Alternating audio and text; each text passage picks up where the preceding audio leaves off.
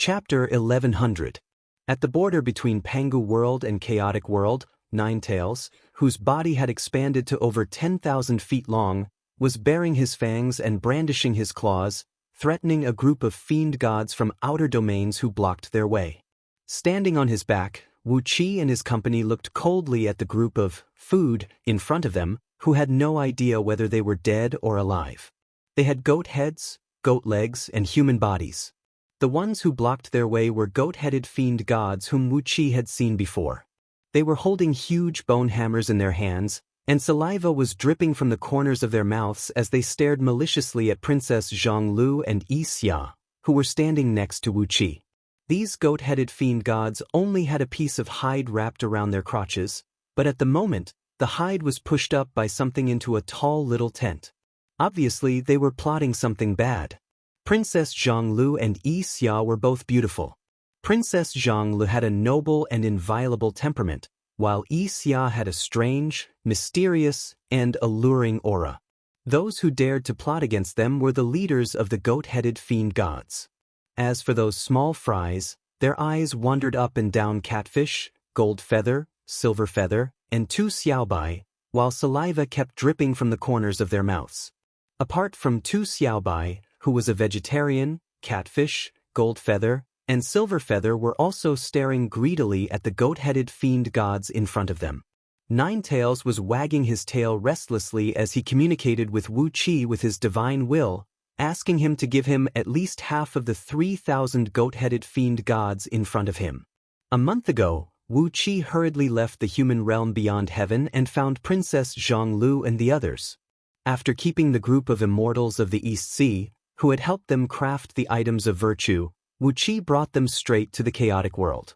Along the way, Princess Zhonglu and Yi Xia worked together with Wu Qi to suppress the treasures looted from Zi Mei and Daozu. When they were about to leave Pangu World, the goat-headed fiend gods suddenly rushed out and stopped them. They even threatened to eat Wu Qi and the other men, while enjoying Princess Zhonglu and the other little beauties. Wu Qi and his company did not make any response for the time it took to finish a pot of tea. The goat-headed celestial fiends thought that everyone was stunned by them. They let out strange laughter and slowly approached Wu Qi and his company. Wu Qi could not help but heave a long sigh. He cut off the divine will from Ninetails, Catfish, and the others, then spread his hands and said with a wry smile on his face, "They belong to whoever snatches them. Eat as much as you like." The fact that they did not respond after 10 minutes was because Wu Qi was trying to mediate the food dispute between Ninetails and the others. Among the many fiend gods from outer heavenly realms, the flesh and blood of these goat-headed fiend gods tasted the most delicious and contained a very strong life force, which was very attractive to Ninetails and the others. But a mere 3,000 goat-headed fiend gods could not satisfy the appetite of these big eaters, so they all asked Wu Qi to eat a few more. Unable to mediate, Wu Qi could only shake his head with a wry smile and let these people do whatever they wanted. With Wu Qi's permission, Catfish was the first to reveal her true form. She opened her huge mouth and swallowed more than 300 goat-headed fiend gods. Ninetails waved his long tail anxiously. Countless dark shadows flickered in the void, and one fiend god after another was picked up by his tail and sent into his mouth, where he ate happily. Gold Horn, Silver Horn, Gold Feather, and Silver Feather struck out one after another, and the 3,000 goat-headed fiend gods disappeared in a flash. Even Ao Buzan and Lord Xianxing were delighted to see the prey. They changed their divine abilities and fought for the delicious flesh and blood of these fiend gods. In just a few breaths of time, more than 3,000 fiend gods were devoured. After getting rid of the unlucky fools who blocked his way, Wu Qi looked back at Pangu World, narrowed his eyes, and shook his head gently. He could not stay in this dangerous place for long. These Dao-fusing experts were plotting against each other, and even terrifying existences like world breakers had appeared one after another. Coupled with Pangu's awakening, the situation in Pangu World would only become more and more complicated. Although Wu Qi was not afraid, he had to think about the people around him. The loss of any one of them would make his heart ache. Clenching his fist and waving it a few times in the direction of Pangu continent, Wu Qi murmured something under his breath, something along the lines of, "I'll be back sooner or later." Then he stomped on Ninetails, who was drooling, and the group transformed into a stream of light and rushed into the boundless chaos. With the Ninetails as their mounts, the dangerous chaotic world had become much safer. Wherever the Ninetails passed, the raging tides of chaos calmed down. The company traveled at high speed in the chaos without any danger, flying deeper into the depths of the chaos according to the impression in Wu Qi's memory. Along the way, Wu Qi carefully erased the traces left by the group. If they encountered any creatures in the chaos, they would be careful not to provoke them. If any unlucky ones accidentally saw Wu Qi and the others, Wu Qi would immediately kill them with a thunderous method. Their souls would be devoured by Wu Qi with a mystic art in the scroll of stealing, and their bodies would be divided and eaten by Ninetails and the others. When he learned from Pangu that even the souls of those who were killed were not destroyed, and that some of their memories were still left in some of their origin soul particles, Wu Qi would no longer use the old method to kill his enemies. He would not let even one of their origin soul particles slip away from his hands. He would absorb them all with a mystic art to strengthen his divine soul. Wu Qi did not want the soul particles of these people to be absorbed by Pangu one day and let him find his whereabouts. He and Pangu were not life-and-death friends. At most, they could be regarded as acquaintances. In Wu Qi's heart, he was inexplicably wary of the unfathomable Pangu. The place he was going to was a place for his family, friends, and disciples to settle down. He could not tolerate any negligence. Ninetails had been flying in the chaos for half a year. This place was already extremely far away from Pangu World, so far that even Dao-fusing experts could not spy on Wu Qi and the others with their divine sense, even if they tried their best. Wu Qi directed the Ninetails to bypass countless natural obstacles in the boundless chaos. Suddenly, there was a bright light in front of them, and then 5 dark stars with a prismatic light appeared in front of them, with the distribution of the 5 elements. These 5 stars were extremely bizarre. The black light they emitted was full of bone-piercing coldness, and contained the power of death that could destroy all life. These stars were famous in the chaos, and the chaos fiend gods called them Black Death Stars. When Yuan Ling was still wandering in the chaos, even a supreme fiend god like Pangu did not dare to approach the Black Death Stars, for fear that the black light would corrode him for too long and destroy his fleshly body and soul. Carefully, Wu Qi drove Ninetails to the center of the 5 Black Death Stars. He shook his head gently. The white rat who gave Wu Qi the scroll of stealing was really extraordinary. He could not believe that he could come up with such an unimaginable method. This really amazed Wu Qi. How did he find this method? And how did he find the secret location on the opposite side?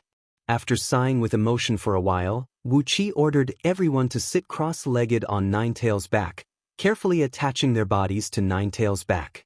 His hands kept performing incantation gestures, and countless black lights flashed rapidly on his fingertips. At the same time, the 5 Black Death Stars around him burst into a dazzling light. Wisps of black light formed the pattern of a grand universal teleportation formation, over 10,000 miles in diameter, around Ninetails. A large number of immortal stones flew out of Wu Qi's sleeve and embedded themselves on the formation. Accompanied by a faint rumble of thunder, the formation burst into a dazzling light. The 5 Black Death Stars trembled at the same time, and a tremendous force came rolling over, shattering the void and teleporting Wu Qi and his company away. After an unknown period of time, the eyes of Wu Qi and his company lit up slightly, and a hazy, watery light came into their sight. It was a boundless, empty void. In the distance, a bean-sized star was shining brightly, but when the light reached here, it had become extremely dim. In a very distant place, a faint screen of light could be seen. Standing at the spot where Wu Qi was standing, the screen of light, which was constantly changing between bright and dark, with countless glowing spots and ribbons moving about ceaselessly, had covered his entire field of vision. From left to right, from top to bottom, all he could see was this white screen of light, with no end in sight.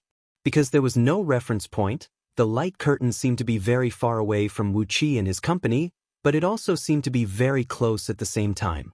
The confusion in their line of sight made them feel dizzy. If it were not for the fact that Wu Qi and his company had extremely strong mental strength and a stable state of mind, they might have really passed out because of this light curtain. Where is this? Aobuzen shook his big head, staggered to his feet, and looked around curiously. Wu Qi pointed around. In a place very far away from them, following the direction of the 5 elements, there were 5 extremely tiny light spots flashing, and they were right in the middle of these 5 light spots. This is, outside the primal chaos that we call the world of chaos. Wu Qi said in a deep voice. Quack! Aobuzen let out a strange cry and exclaimed, outside the primal chaos? Are you kidding me? Wu Qi nodded seriously, narrowed his eyes, and said, the so-called primal chaos we call is just the ruins left behind by the destruction of the sacred realm. The sacred realm is not vast and boundless, but has its own boundary. Since that is the case, the primal chaos naturally has its boundary, and outside the primal chaos is naturally an even vaster world. Taking a deep breath, Wu Qi could not help but be amazed by the white rat spirit. He let out a long sigh and said, that guy actually hit a cave of his outside the primal chaos. How lucky he was to find such a strange path. Heh, if my cultivation had not improved greatly, I really wouldn't have the guts to bring you guys here. Aobuzen and the others were all amazed. They knew about the primal chaos, but they had always thought that the world of chaos was boundless. But now Wu Qi had brought them outside the primal chaos, which was really amazing. Let's go, there's still a long way to go. Wu Qi called out and drove 9 tails into the distance. He said in a deep voice, I have to admit that some creatures have a natural advantage when it comes to finding a cave to hide in. We are far inferior to them. 9-tailed transformed into a stream of light that traversed the void. After trekking arduously in the void for more than 3 months, a fog-like star field appeared in front of them. There were about hundreds of billions of stars of different sizes dotted this nebula in a picturesque manner. Wu Qi used a restrictive spell to summon a cloud of mist and shroud them, while 9 tails carefully flew into the starry region. Chapter 1101. Wu Qi and the others looked at the planets around them in shock. What a magnificent star area this was! Unlike the well-organized star areas in Pangu World, the star areas in Pangu World were disordered, but they had their own special rules. This was a sea of stars composed of flowing stars. The highly concentrated stardust was the seawater, the planets were the drifting pieces of wood on the seawater, and the stars were the giant ships on the seawater. The stardust flowed quietly, the planets rolled along with the stardust, and the stars dashed among the planets. The stars moved at different speeds in the stardust, but no matter how fast or slow they were, none of them would collide with each other. Wu Qi saw with his own eyes that when a planet was about to collide with a star that was over 1,000,000 times larger than itself, an invisible force quietly surged over from the side and pushed the planet into a bright silver stream of stardust. Hundreds of billions of stars floated in the vast stardust, rolling and flowing. Occasionally, some of the stardust would bump against the atmosphere on the surface of the stars, producing muffled, thunderous noises and dazzling, colorful auroras. It was a beautiful star area, and one that was extremely rich in natural resources. The small planet that flew past them on the left, about 3,000 miles in diameter, was entirely red. It was an almost perfect ruby. A ruby with a diameter of 3,000 miles. Princess Zhang fixed her eyes on the small planet. If she were not afraid of disturbing something that should not be disturbed, Princess Zhang would have put the huge ruby into her pocket. Immediately after that, a small burning meteor, about 10 miles in diameter, flew past them. Wu Qi's eyes began to widen as well. It was a pure, scorching heaven flame dragon crystal, a supreme-grade material for crafting primordial immortal weapons, without any impurities. In Pangu World, a human head-sized piece of scorching heaven flame dragon crystal was enough to make tens of primordial immortals and Buddhas fight fiercely for it. But there was such a large piece here, which could be used to craft at least 1,000 primordial immortal weapons. Following Wu Qi's direction, the 9 tails drifted slowly with the stardust. Wu Qi spread out his divine sense like a large net, carefully searching for the mark left by the white rat spirit in the stardust. The stardust here was constantly flowing with hundreds of billions of stars, and the terrain here was constantly changing. If he could not find the mark, Wu Qi would not be able to find the cave abode left by the white rat spirit. The stardust in the surroundings was extremely viscous, and some streams of stardust were extremely hot, several times hotter than ordinary heavenly flames. There were even some streams of stardust that were extremely cold. When Wu Qi passed by a silvery white stream of stardust, he threw a supreme-grade gold immortal artifact into it, only to find that it was frozen into powder. Whether it was hot or cold, the stardust here contained a great pressure. Without the cultivation base of a primordial immortal, any other living being who stepped into this place would definitely be crushed into meat paper. Soon, half a month had passed. Wu Qi did not find the mark left by the white rat spirit, but Princess Zhonglu and the others had collected countless good things in this strange starry region. Many of them had never been seen or heard of in Pangu world or the chaotic world, but they all had extremely magical effects. For example, a tiny pink flower that looked like a winter jasmine collected by Audiobook had a shocking, enchanting power. When Audiobook found it, he only sniffed its aroma and fell asleep immediately. He slept for a whole 2 hours before he was woken up by immortal Jade Bone, who had been searching for him. Wu Qi paid no attention to this group of people who seemed to be on a spring outing. Instead, he focused on carefully searching for the mark left by the white rat spirit among the hundreds of billions of stars. A huge planet, tens of thousands of miles in diameter, slowly drifted past him. It was a smooth, round ball, covered with a layer of purple moss that was tens of feet thick. Countless giant mushrooms, tens of thousands of feet tall, grew on the moss, swaying their huge, fat bodies triumphantly as they absorbed the great power brought to them by the stardust. These giant mushrooms possessed extremely strong life force. According to Wu Qi's divine sense, the life force of these mushrooms was even comparable to that of a primordial immortal. The roots and stems of these mushrooms were all connected together, which meant that they were actually a giant symbiotic organism. Furthermore, they had already developed a weak intelligence, and it was very likely that in a few years, a powerful mushroom spirit would be born on this planet. Shaking his head slightly, Wu Qi was about to withdraw his divine sense from the planet. But all of a sudden, he sensed a strange wave from the root of a giant purple mushroom. Wu Qi's heart skipped a beat. That was the mark left by the white rat spirit. But, according to the records left by the white rat spirit, this cave abode was located on a beautiful planet. How did it become such a round planet full of mushrooms? Was it all because of these mushrooms? Before Wu Qi could figure out what had happened, he saw a bright blue stream of cold stardust wrap up the planet and push it away. Hurriedly, Wu Qi controlled the nine tails and chased after the planet. In just a few breaths of time, they came to the sky above the planet, right above the mark left by the white rat spirit. Aobuzan's eyes went wide as he stared down at the giant mushroom, which stood over 300,000 feet tall and covered an area of several hundred miles in circumference. He laughed strangely and said, "Especially, why does this thing look the same as Lao Tzu's treasure? Hee, Lao Tzu, I'll go down first and be the vanguard." Leaping down casually, Aobuzan plunged into the planet's purple atmosphere, which was tens of thousands of miles thick. He did not sense any danger on this planet, so he landed straight on the giant mushroom and stamped his foot fiercely. The mushroom was made of some unknown material, but when Aobuzan stamped his foot a few times, it produced a loud, muffled noise, but was not damaged at all. Aobuzan cried out in surprise. How could this mushroom be so tough?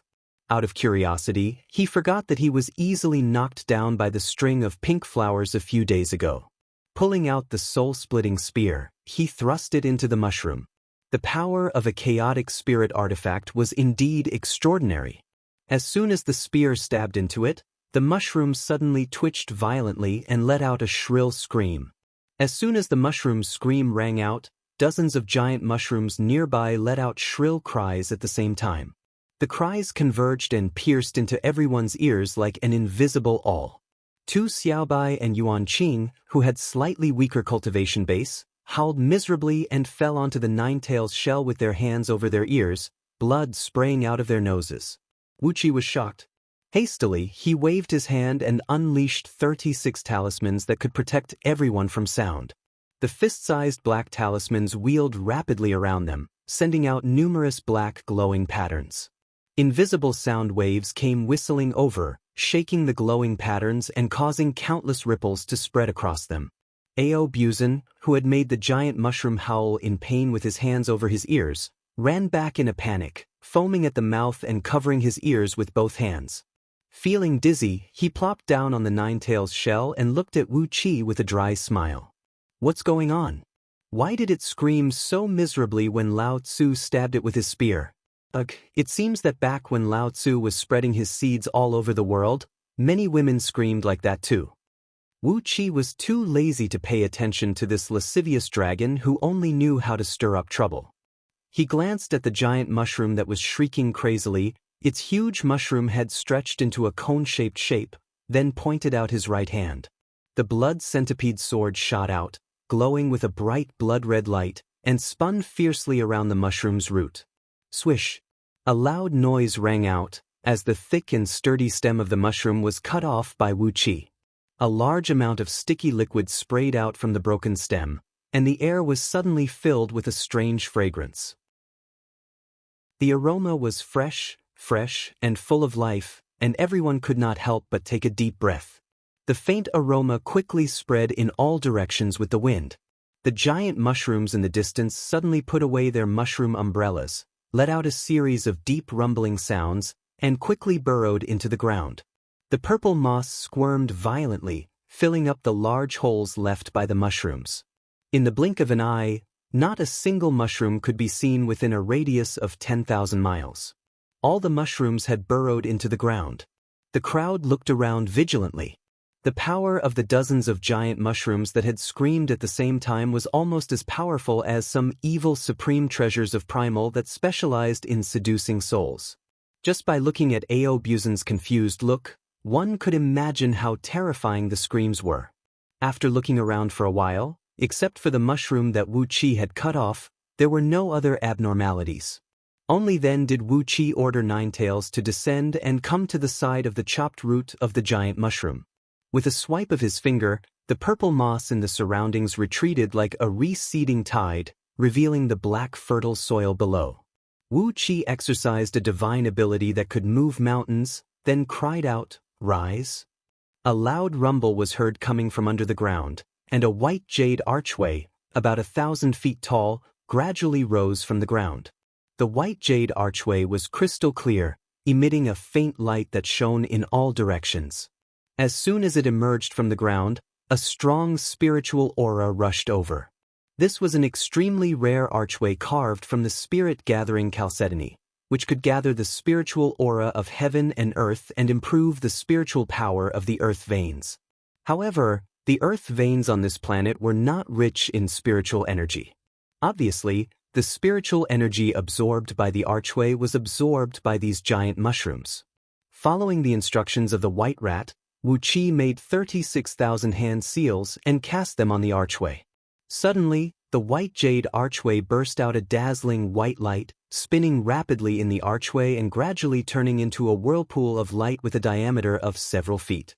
Wu Qi called out to the others, then slowly walked into the whirlpool of light, holding Princess Zhonglu and Yi Xia's little hands.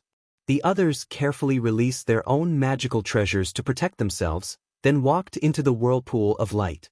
Audiobook rolled his eyes a few times, then he used a divine power to put away the hundreds of thousands of feet-long mushroom that had fallen to the ground. Only then did he proudly stride into the whirlpool of light. When everyone had entered the whirlpool of light, the light emitted by the archway gradually faded, and the huge archway slowly sank back into the ground. Suddenly, the scene before their eyes lit up as they found themselves standing before a huge cave abode. Chapter 1102. Wonderful! When Wu Qi set out with Princess Zhonglu and the others to look for the secret abode left behind by the white rat demon, Reverend Shozhua, who was in Chang, and the new capital of Great Wu, could not help but clap his hands in admiration. As long as he could find the cave abode, he would be able to open up an interstitial world in it to accommodate all the men around him. With that, Wu Qi would be able to attack and defend at will, and he would have no more worries. I don't believe you can find it outside the chaos space. Reverend Shouzhua bit his upper lip, chuckling with a strand of soft beard dangling down from his upper lip. Several beams of light flashed in the great hall, and then an old Taoist clad in a purple-gold 8 trigrams robe and holding a horsetail whisk with a golden lotus flower pattern appeared out of thin air with a few immortals. Reverend Shouzhua had laid out a few small restrictive spells near the great hall, but the old Taoist walked in without alerting any of them. Reverend Shouzhua was taken aback. He carefully studied the old Taoist for a while, then hurriedly rose to his feet, cupped his fist, and said, "Greetings, great Taoist Bai. May I ask what your orders are?" Esteemed Shouzhua lowered his posture, appearing extremely respectful and courteous. He did not even look at Bai Mian directly. Instead, he lowered his gaze by a few inches, showing that he did not dare to sit on the same level as Bai Mian. Bai In, the eldest disciple of purple-browed Daozu, nodded with satisfaction. He was very satisfied that Reverend Shouzhua was so well-behaved and polite. Not to mention that he had been conferred the title of Celestial Emperor, he was nothing in front of Reverend Shouzhua. As the eldest disciple of purple-browed Daozu, he was the founding eldest brother of Dao League. Therefore, Reverend Shouzhua should be so polite. Waving his horsetail whisk by, and said indifferently, "Follow me. Daozu has something important to tell you." Without saying a word, exalted Shouzhua followed behind by Mian, who brought him and 8 other immortals to Lu Bang's bedchamber. Along the way, he gave some instructions in a low voice. Hermit Shouzhua squinted his eyes with a faint smile on his face, but the smile at the corner of his eyes and the tip of his eyebrows became more and more intense. It seems that Lu Bang can't be the fisherman behind the scenes even if he wants to. Wu Qi's nonsense has played a big role. In Lu Bang's bedchamber, Lu Bang, who was drenched in sweat, was angrily punching a bronze incense tripod into pieces. A group of palace maids and eunuchs were cowering and kneeling near the palace gate, fearing that they would become the target of Lu Bang's anger and be punched to death by him. Lu Bang's face had turned into an abnormal purple-blue color. He breathed heavily, feeling that his foundation of Tao was loosening and his power was slowly fading away. Huan Yen was knocked flying away by Panga's finger attack, and the remaining force of the finger attack had followed the karmic connection between Huan Yen and Lu Bang and hit Lu Bang, nearly destroying all his cultivation base. Fortunately, Lu Bang had a life-saving spirit pill given to him by Daozu, which saved him from losing his cultivation base. But Huan Yen was missing, and Lu Bang hadn't received any news about him. This had greatly shocked Lu Bang, who had regarded Huan Yen as his backer. Without Huan Yen, Lu Bang didn't even know how to face his other 8 clones, let alone sit firmly on the throne of the human emperor. He had already come up with a plan to use the Pearl of Soul to do something, so what were the other 8 clones, whose cultivation base was 100 times stronger than his, and whose temperament was as unpredictable as his? At the thought of this fear, Lu Bang couldn't help but break out in a cold sweat. The sticky sweat made his thin silk shirt stick tightly to his skin, making Lu Bang shiver from head to toe. He couldn't help but curse under his breath. Those who are not of the same race will certainly have a different heart. You damned bastard, I've treated you so respectfully as my Shifu all these years. Are you dead or alive? That's a brilliant statement. Those who are not of the same race will certainly have a different heart. What a wonderful statement. A mocking laughter rang out suddenly, and all the palace maids and eunuchs who were kneeling in front of the bedchamber fainted at the same time. Master Lao Ai walked slowly into the bedchamber. He didn't even look at Lu Bang, who was staring blankly and had his mouth agape. Instead, he began to look around at the luxurious furnishings in the bedchamber. Lu Bang was so frightened that he stopped breaking out in a cold sweat. His muscles were stiff like a stone statue, and his mind was completely blank. He had no idea what to say. After looking around for a while, Master Lao Ai walked to the armchair that belonged to Lu Bang and sat down carelessly. With a gentle wave of his horsetail whisk, A stream of clear air flowed in all directions and instantly sealed the entire bedchamber. Streams of clear air formed a clear pattern of Tai Chi and 8 trigrams on the ceiling and floor of the bedchamber. On each of the 4 fish eyes of the 2 patterns, there was a blue spirit talisman suppressing them. The 2 Tai Chi diagrams, one on the top and one on the bottom, combined and sealed the bedchamber so that no one could escape.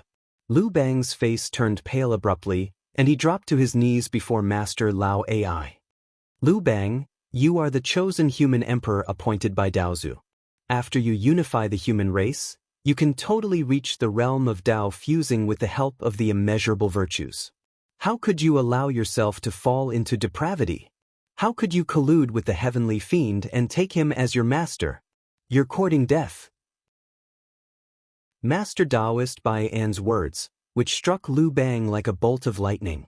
His body trembling like a sieve, Lu Bang suddenly cried out in a hoarse voice, "Sect Master, please tell Daozu that I was just seduced by the heavenly fiend." Master Lao AI snorted coldly. Staring deeply at Lu Bang, he sneered and said, "Shut up.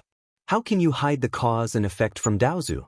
Listen carefully. After you ascend to the throne of the human emperor, you can use the immeasurable virtues to fuse your fleshly body with the Tao and obtain the supreme fruit of immortality. But you actually colluded with the heavenly fiend. Hee, you have to make a trip to the list of deification." Lu Bang's face fell. Just as he was about to cry out his grievance, he heard Master Lao AI continue, "But Daozu is a kind man. For the sake of your conscientious and careful work in the past, he will give you a way out. Do 2 things well. First, if Huan Yen comes back to you, inform Reverend Shouzhuo about it. From now on, Reverend Shouzhuo will be Great Wu's Grand Celestial Master, and his power is equal to yours." Reverend Shouzhuo chuckled, stroking his long beard without saying a word. There was an indescribable complacency on his face. Lu Bang's face turned extremely unsightly, but in the face of Master Lao AI's threat, Lu Bang dared not say a word, lest he attract Daozu's punishment. Master Lao AI gave Lu Bang a sideways glance, then flicked his hand and sent a talisman into Lu Bang's forehead. "This is the soul-controlling talisman, crafted by Daozu himself," he said coolly. "You should know its function. If you do anything wrong, not only will you lose the throne of the human emperor, you will lose your life as well." Laughing coldly, Master Lao AI slowly rose to his feet and handed a scroll to Lu Bang. "Second, according to Daozu's order, assemble the armies of the demon realm, the spirit realm, and the fiend realm who have submitted to the Dao League in half a month, and tell them to attack the few important towns of New Wu separately. Just send them out to attack, and send Great Wu's army to supervise the battle." Lu Bang blinked at Master Lao AI, then nodded thoughtfully and took the scroll respectfully. In front of Master Lao AI, Lu Bang unfurled the scroll and glanced solemnly at Daozu's order. He could not help but tremble as he looked at Master Lao AI in horror. "Your Majesty," Reverend Shouzhuo said gloomily, "you have colluded with the fiends and plotted against us. This is a chance that Daozu has given you to atone for your crimes. Don't make any mistakes. Your Majesty, you need to know that it's actually not that hard to find a candidate for the human emperor. If it doesn't work, I'll secretly seduce a few members of Dayu's imperial clan. I think after the abdication ceremony, they can still inherit your Majesty's aura of the human emperor." Master Lao AI was condescendingly setting the rules and regulations for Lu Bang's future actions with the pressure of Mount Tai, while Reverend Shouzhuo was blatantly threatening Lu Bang with a chilly wind and evil aura. Lu Bang could hardly breathe under the pressure of the 2 men. He could only keep nodding and saying yes, not daring to disobey. Great Daoist Bayan snorted coldly. He gave the 8 Dao reasoning immortals behind him a look and said coolly, "Fellow Daoist Shouzhuo, these 8 are Lao AI's disciples, and they do have some decent divine abilities. From today onwards, I'll let them follow you and broaden their horizons. If you need them, just give the order.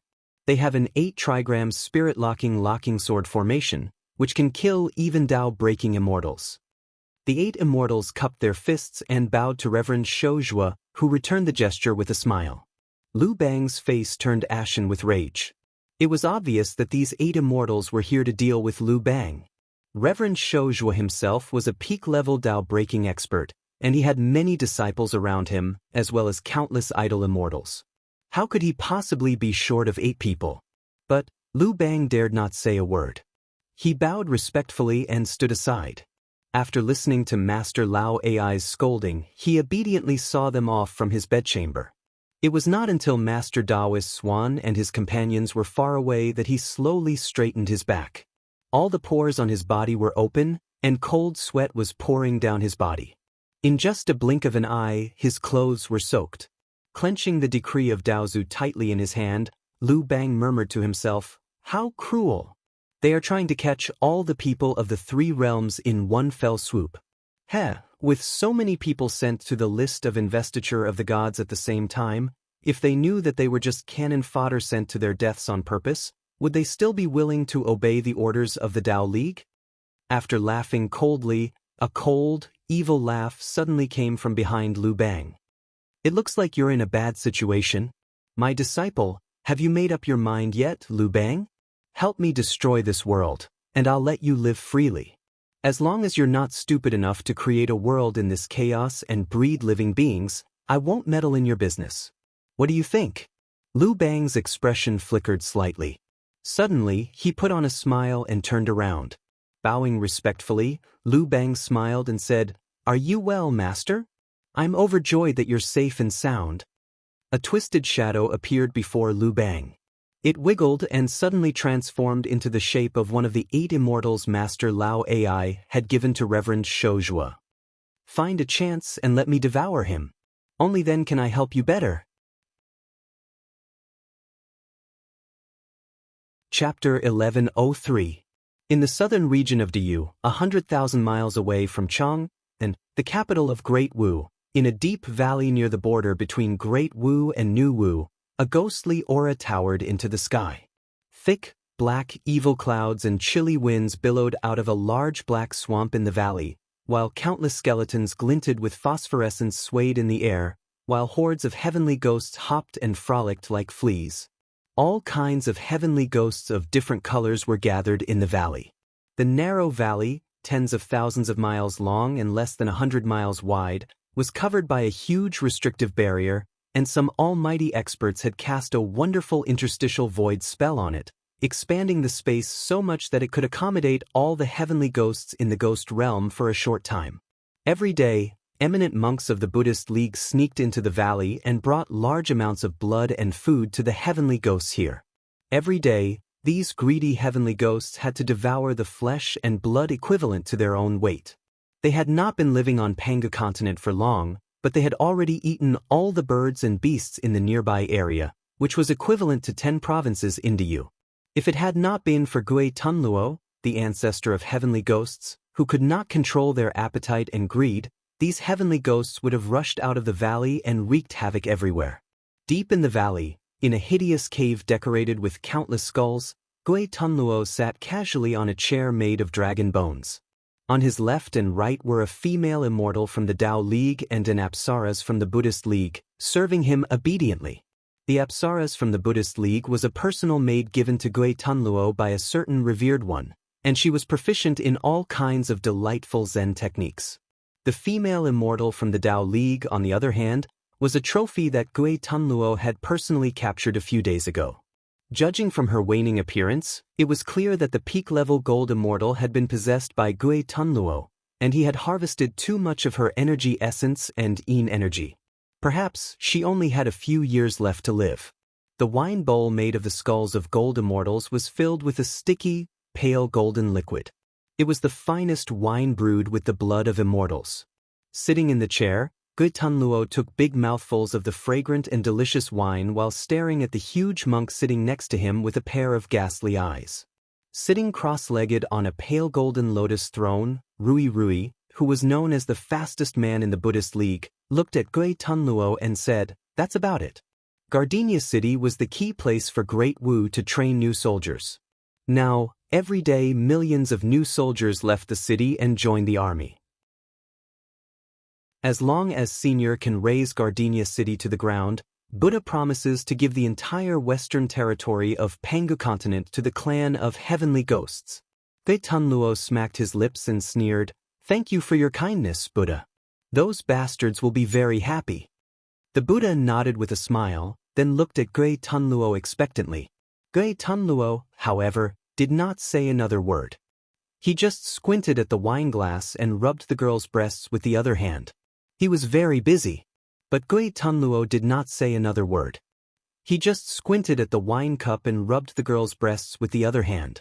With a mysterious smile on his face, he clapped his hand, and 6 supreme treasures of primal appeared out of thin air in front of Gui Tunluo, each emanating a towering evil and ghostly aura. These 6 supreme treasures are all famous among the chaos fiend gods in the past, he said triumphantly. Gui Tunluo could not wait to grab the 6 treasures and began to play with them happily. "Cut the crap," he said with a smug smile. "I know what these treasures are. Ha, this is the Weeping Ghost Bell. I was almost killed by this treasure years ago." "So, the Weeping Ghost Lord was killed by the Buddhist League?" Rui smiled brightly and said softly, "It is the duty of the Buddhist League to vanquish demons and devils." Gui Tunluo sneered. He swallowed the 6 treasures, then looked at Rui Wu of Yu Tunluo and shouted, "Don't tell me that the Buddhist League is going to burn the bridge after crossing it and subdue me and my group of ghosts as demons?" Rui Wu of Yu Tunluo hurriedly pointed to the sky and swore, "Why do you say that, senior? The heavenly ghosts have now joined the Buddhist League, and they are our guardians. As you know, the Buddhist Celestial 8 Divisions' division of dragons was abducted by Ao Buzan. Now, one of the divisions is missing, and Buddha intends to let the heavenly ghosts fill the gap." Swallowing, Rui Wu of Yu Tunluo said with a smile, "When the time comes, the heavenly ghosts will occupy 1/5 of Pangu Continent's territory, and they will be one of the Buddhist Celestial 8 divisions. The netherworld will need their help, and Buddha intends to choose a few of the strongest among all the ghost kings and ghost saints to be the nether ghost emperors. This is a great opportunity for the heavenly ghosts." Gui Tunluo nodded with satisfaction. Smiling, he pulled the goddess into his arms and licked her face with his long tongue. Gui Tunluo knew that he was not a greedy man, and the promises made by the Buddhist League were already very impressive. The position of one of the Buddhist Celestial 8 divisions was very important, and the territory on the western frontier of Pangu Continent was very rich. Coupled with the share of real power that the heavenly ghosts could hold in the netherworld, Gui Tunluo's future position in the Buddhist League would certainly be extraordinary. Perhaps he would not be as powerful as those who had followed the Buddhist League for so many years, but at least he would be on an equal footing with the Lord Buddha. At that time, wouldn't there be as many heavenly ladies of the Buddhist sects who were so flirtatious to the bone? And the blood essence of the Buddhist cultivators that tasted particularly delicious. As a high-ranking member of the Buddhist League, it was not a big deal for him to eat a few bald donkeys every day, was it? Satisfied, Gui Tunluo smiled and cupped his fist at Rui Wu of Yu Tunluo. "Very well. Buddha, please follow this old man and watch how this old man's children slaughter Gardenia City." Rui Wu of Yu Tunluo smiled brightly. "Senior, please take good care of your children and grandchildren," he said hurriedly, waving his hand. "Apart from Gardenia City, please don't accidentally attack other places. I don't care if it's just some food, but as for the rest, please take good care of them." Gui Tunluo rose to his feet and nodded with a fake smile. "Don't worry, I'll only attack Gardenia City. I won't touch any other places in Great Wu." "Well, don't worry, my children will listen to me for such a trivial matter." A quarter of an hour later, a monstrous cloud of ghosts rose from the valley, with Gui Tunluo leading the charge with the banner of 10,000 ghosts in his hand. Many ghost saints, ghost kings, and countless ghost generals raised a boundless demon cloud and flew toward Great Wu with countless heavenly ghosts leaping and squeaking in the sky. Wherever they passed, all living beings in the mountains, whether they were birds, beasts, insects, fish, turtles, or even some unlucky mortals in the villages, were swept up into the air by the ghostly aura and devoured by the heavenly ghosts in just a few bites. In just 100,000 miles of journey, hundreds of Great Wu and New Wu cities, as well as tens of thousands of villages and towns, were eaten clean. Not to mention that no one was spared, even the caterpillars in the pine forests were eaten, and not even the eggs in the bird nests were left. Having lived in the ghost realm for countless years without seeing the light of day, these heavenly ghosts could not even dream of eating fresh meat. Now that they had come to Pangu continent, which was rich in flesh and blood, how could they not eat to their heart's content? A few days ago, they were ordered to stay in the valley and not to go out, so there was no way they could have a feast. But now that Gui Tunluo had led them to Great Wu, how could they not seize the opportunity to wreak havoc? The rolling dark cloud went straight toward Great Wu with ghostly howls. Gui Tunluo stood on top of the cloud and glanced around, his eyes gleaming with ghostly fire shooting out beams of green light that were hundreds of feet long and sweeping in all directions. He saw hundreds of New Wu's armies marching toward the border between the two kingdoms, and more than 100 military towns of Great Wu had been surrounded by them. Arrows rained down from the sky, and countless thunderbolts and sparks flew all over the ground. The two sides were engaged in a fierce battle. Nearly 100 million miles to the north of the Heavenly Ghost Army, several revered Buddhas of the Buddhist League were in a stalemate with several Tao League masters. Both sides unleashed their magic treasures, and all kinds of powerful immortal spells and Buddhist spells cracked the void. That part of the void was like a pot of porridge. From time to time, immortals and Buddhist cultivators fell from the sky, and golden immortal blood splattered all over the sky. Gui Tunluo could not help but feel excited. From the looks of it, the Buddhist League and the Tao League had really begun an all-out war. No wonder the Buddhist League had mobilized the Heavenly Ghosts to launch a surprise attack on Gardenia City. The Heavenly Ghosts were lurking not far from Great Wu, and they were a true elite force. Once they charged out, the little Gardenia City would be nothing to them.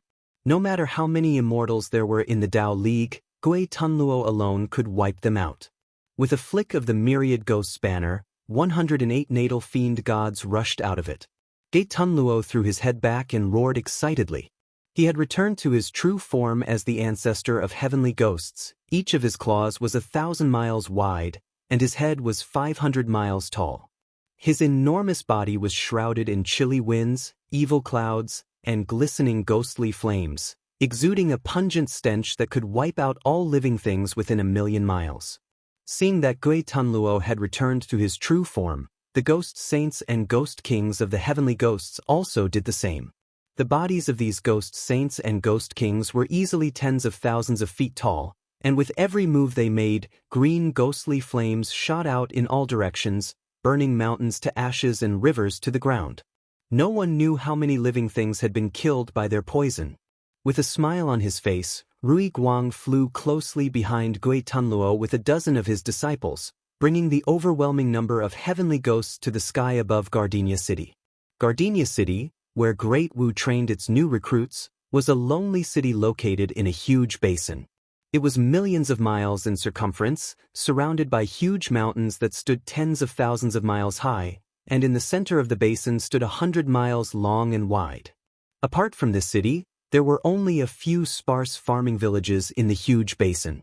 Gui Tunluo roared, and countless heavenly ghosts swarmed down, piercing through the void and breaking into Gardenia City.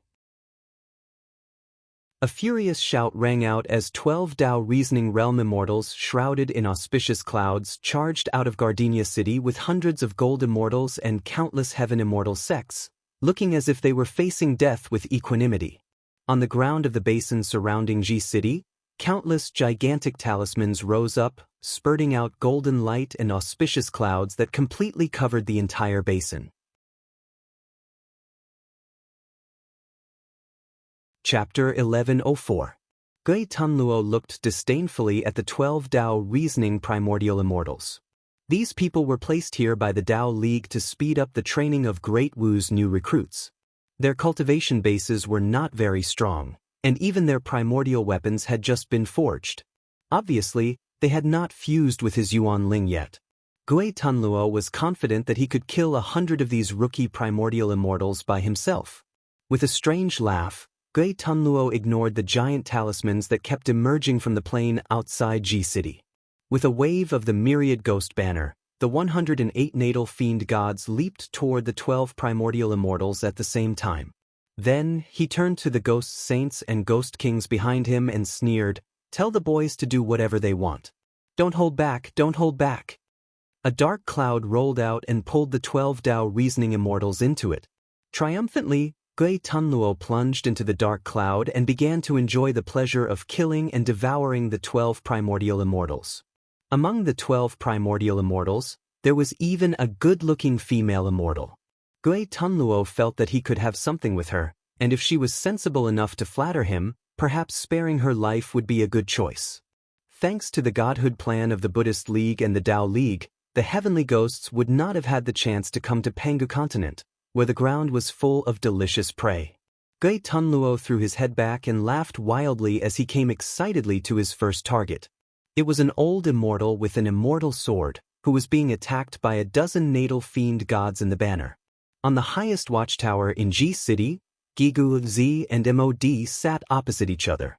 On the short square table in front of them was a chessboard, on which black and white chess pieces were scattered. They were drinking tea and chatting with each other, looking very carefree. Hearing the shrill ghost howls coming from outside, Mod landed lightly on the chessboard with a black chess piece in his hand and said with a faint smile, "You go first, fellow Taoist. It's a pity that these ignorant vile creatures have sacrificed themselves for others." Z took a sip of tea from his teacup and said softly, "Who cares? Those high and mighty people are fighting for the power of the entire world. No matter how many schemes they have, we are only pursuing our own Tao. They are thieves and we are thieves.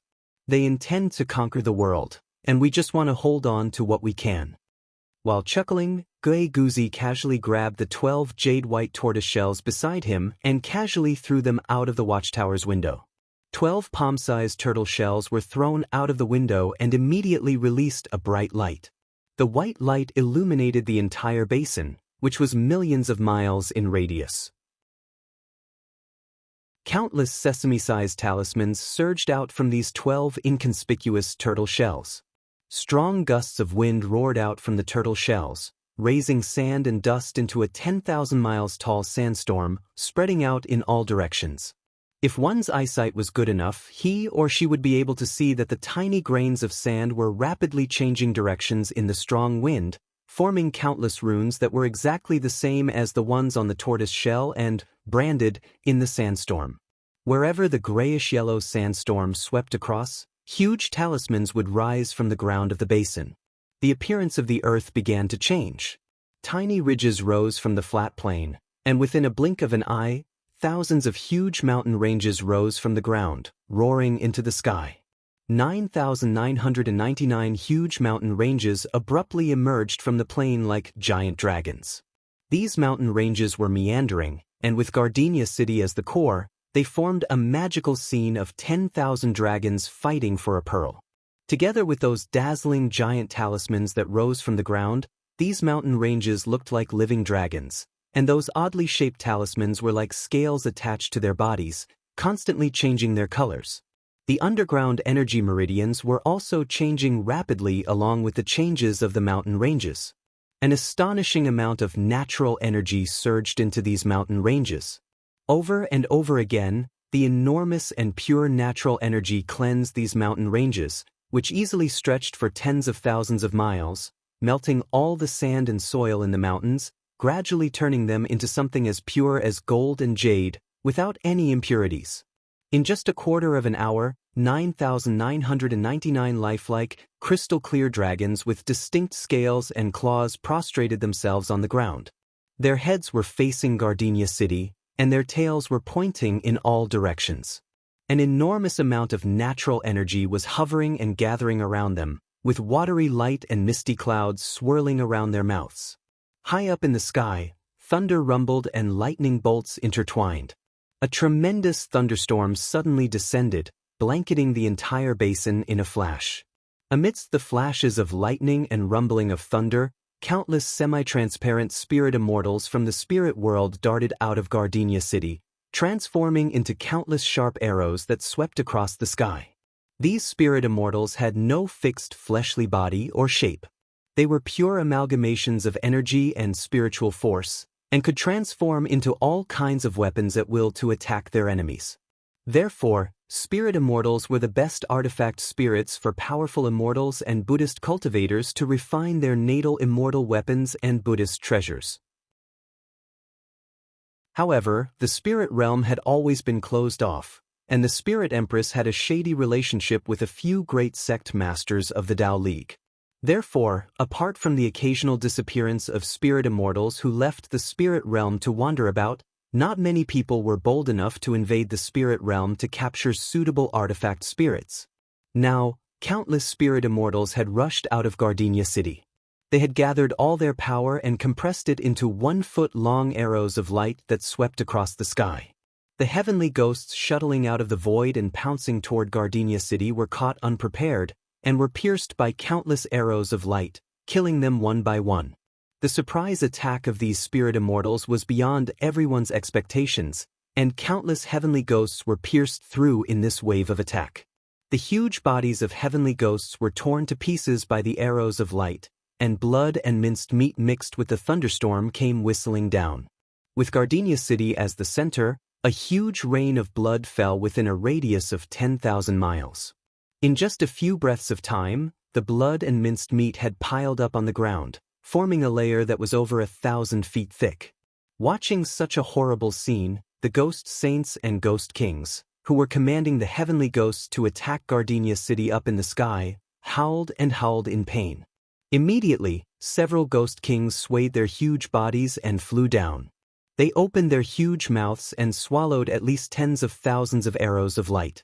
As soon as the filthy and evil ghost aura swirled around the arrows of light, the spirit immortals who had transformed into arrows of light were instantly wiped out, and all their energy essence was instantly digested by the ghost kings. Surrounded by thousands of formidable spirit immortals, an indescribably beautiful woman flew up from Gardenia City. She looked proudly at the ghost clouds tumbling in the void and snapped, "Gitanluo, the Bai Ling Empress, am here. Do you dare to fight me?" Gui Tunluo, who was fighting with 12 primordial immortals, saw the bizarre changes in the basin. He was trying to figure out the function of the dragons condensed from 9,999 mountains when countless spirit immortals suddenly rushed out and killed countless of his children. Gitanluo was so furious that he immediately left the 12 primordial immortals who had been beaten to the point of no resistance, turned around, and charged toward the Bai Ling Empress. "Bai Ling, you bitch! How dare you bully me? If I catch you alive, I'll fuck you to death." Green ghost fire spewed out of Gui Tunluo's eyes, stretching tens of thousands of feet long. Along the way, the heavenly ghosts who were swept by the ghost fire became energetic as if they had taken a powerful pill, but the spirit immortals who were swept by the ghost fire exploded into a rain of light, which was then snatched and devoured by the heavenly ghosts. When the Bai Ling Empress heard Gui Tunluo's vulgar words, she was so angry that the colors on her face changed rapidly. Purple, green, red, white, and blue flames flickered rapidly. Since ancient times, the ghost realm and the spirit realm had been natural enemies. Heavenly ghosts had extremely strong fleshly bodies, and spirit immortals had extremely strong Yuan Ling. Heavenly ghosts always liked to hunt spirit immortals and devour their energy essence and Yuan Ling, and if spirit immortals had the chance to occupy a heavenly ghost's body, they would not hesitate to possess it. Since ancient times, countless people on both sides had died tragically at the hands of each other, and there had long been a deep hatred between them. Gui Tunluo and the Bai Ling Empress also had a deep grudge. In order to craft the myriad ghost banner, he had once invaded the spirit realm and hunted countless spirit immortals as raw materials. The Bai Ling Empress, on the other hand, had also broken into the ghost realm, killed countless heavenly ghosts, and extracted their blood essence to craft evil treasures. The two of them had fought several times. Although Gui Tunluo had the upper hand in terms of cultivation base, the Bai Ling Empress was protected by spirit treasures and talismans given to her by some great sect masters of the Tao League. Although he could defeat her, he could not do anything to her. On the contrary, she had severely wounded him twice with the help of supreme treasures of the Tao League, which she had obtained from somewhere. It made Gui Tunluo's teeth itch whenever he thought of her. Although the two of them had worked together for a short time during the invasion of the fiend gods, their relationship was definitely that of mortal enemies. Especially now, one of them had submitted to the Tao League, while the other had submitted to the Buddhist League. They were mortal enemies. Gui Tunluo let out a shrill howl as he waved the myriad ghost banner rapidly. Thousands of plumes of black smoke rushed out of the banner with a pungent stench, each wrapped in a ferocious giant fiend god, who was swooping down toward the spirit immortals led by the Bai Ling Empress. Gui Tunluo, on the other hand, threw a palm at the Bai Ling Empress, which not only enveloped her, but also the entire Gardenia city. Gui Tunluo was going to completely wipe out the city with his celestial fiend technique and complete the task given to him by the Buddhist League. Sitting in the highest watchtower in the city, Gui Guzi placed the chess piece in his hand heavily on the chessboard and cried out softly, "Myriad dragons protect the path, heavenly star armor, rise." Following Gui Guzi's shout, the giant dragon formed from 99,999 mountain ranges soared into the sky at the same time. When the giant dragon soared into the sky, the entire sky darkened. They waved their claws and swung their tails, turning countless heavenly ghosts into minced blood and flesh. Then, 9 giant dragons, the largest of which was more than 30,000 miles long, opened their mouths and slammed into Gui Tunluo. A deafening rumble shook the ground and tore open countless huge gashes, with black smoke billowing out of them. Gui Tunluo's vision darkened as the 9 dragons slammed into him with a tremendous amount of natural energy, knocking him tens of thousands of miles into the sky and nearly knocking him unconscious. "What the hell is this?" Gui Tunluo growled angrily. More than 90,000 giant dragons threw their heads back and roared at the same time. As the deafening roar entered everyone's ears, a strange rhythm actually formed a command incantation of the Tao League to subdue demons and ghosts. The chorus turned into giant runes visible to the naked eye and fell from the sky. Each rune was 100 miles wide, and each of them was surrounded by a blinding golden flame, blowing thousands or even tens of thousands of heavenly ghosts into meat pies and burning them to ashes. The sky was filled with the cries of heavenly ghosts. Gui Guzi's all-out attack immediately suppressed the army of heavenly ghosts. Chapter 1105. Gui Tunluo and the Bai Ling Empress led the armies of the Ghost Realm and the Spirit Realm to fight outside Ji City. Zi summoned more than 90,000 flashing dragons to help him, and the army of heavenly ghosts was beaten to a pulp. But the army was fierce and brutal. They ignored the sacrifice of their own people and launched a desperate charge at the spirit immortals of the spirit realm. Fleshly bodies exploded, spirit bodies shattered, and the flesh and spirit of both sides collided wildly, filling the sky with a rain of light. At the same time, the leader of the fiend realm, Taisher Demon, and the leader of the demon realm, Huang Huang, also set out with their armies. Both the Fiend Realm and the Demon Realm had surrendered to the Tao League before the war. At this moment, under the command of Liu Bang, under the personal planning of Reverend Shoujua, and with the help of hundreds of Tao Reasoning Realm immortals from the Tao League, the armies of the 2 realms were divided into 2 mighty waves.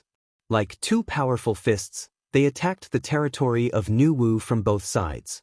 The order that Liu Bang had given them was, kill all the living beings in New Wu, wipe out all the cities, kill all the hairless creatures, crush their bones, and kill them in the cruelest way possible.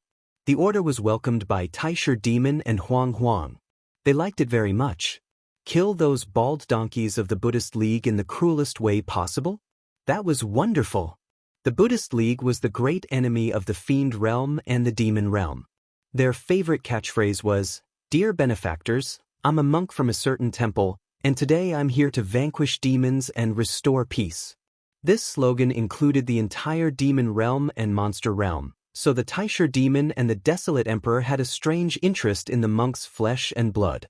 They once publicly declared, "All the delicacies in the world are far inferior to a mouthful of monks' flesh and blood."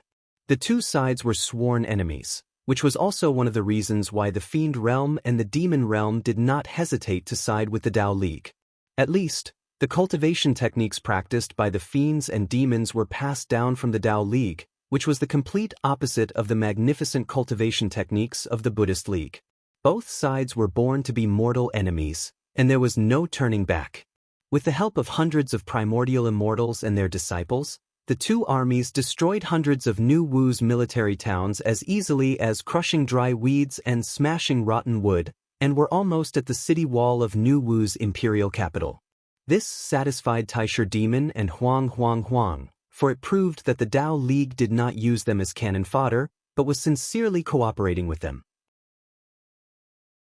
Hundreds of primordial immortals were helping them, and the entire Tao League only had a little more than 1,000 primordial immortals, which meant they had brought out half of their strength. Although they lacked a few sect master-level figures who could decide the outcome of the battle, Taisher Demon and the Desolate Emperor were both Tao-shattering realm beings, so they didn't think there was anything wrong with that. Without the intervention of a Taoist of the Tao-breaking realm, they were more free to kill as they pleased. They were the ones with the highest cultivation bases among all the participants, so their words were the most important. No one had the right or the strength to refute them.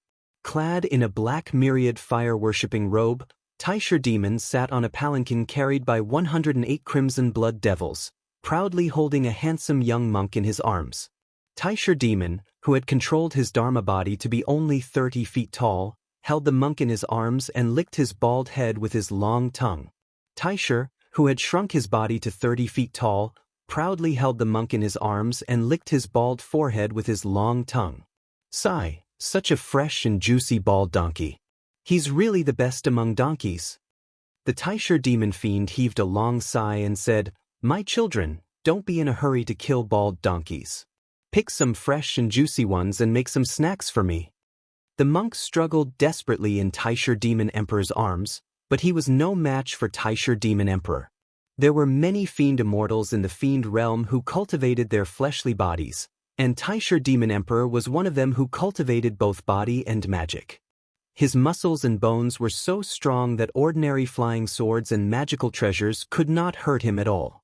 To him, the monk's struggling was no different from a mayfly trying to shake an iron tree. What a considerate little bald donkey. You know I'm hungry, so you can't wait to fill my belly, can you? Taisher Demon Emperor licked the monk's chest and said proudly, "For the sake of your good skin and flesh, I'll spare you the reincarnation of Yuan Ling. When you meet your parents in the netherworld, you must praise them well. Tell them that Taisher Demon, the Lord of Fiends in the Fiend realm, said that they had a good son, a clean and juicy monk, worthy of praise." After praising the little monk, Original Demon bit off his head without hesitation. Like a mortal eating a spicy rabbit's head, Taisher Demon carefully gnawed off the monk's head, leaving only a clean golden skull in a large basket next to his throne. In this basket, which was made from human tendons, were over 300 fresh and juicy skulls of monks and nuns. Taisher Demon Emperor was planning to gather 108,000 fresh and juicy skulls of Buddhist cultivators and make them into a large bowl that could stimulate his appetite.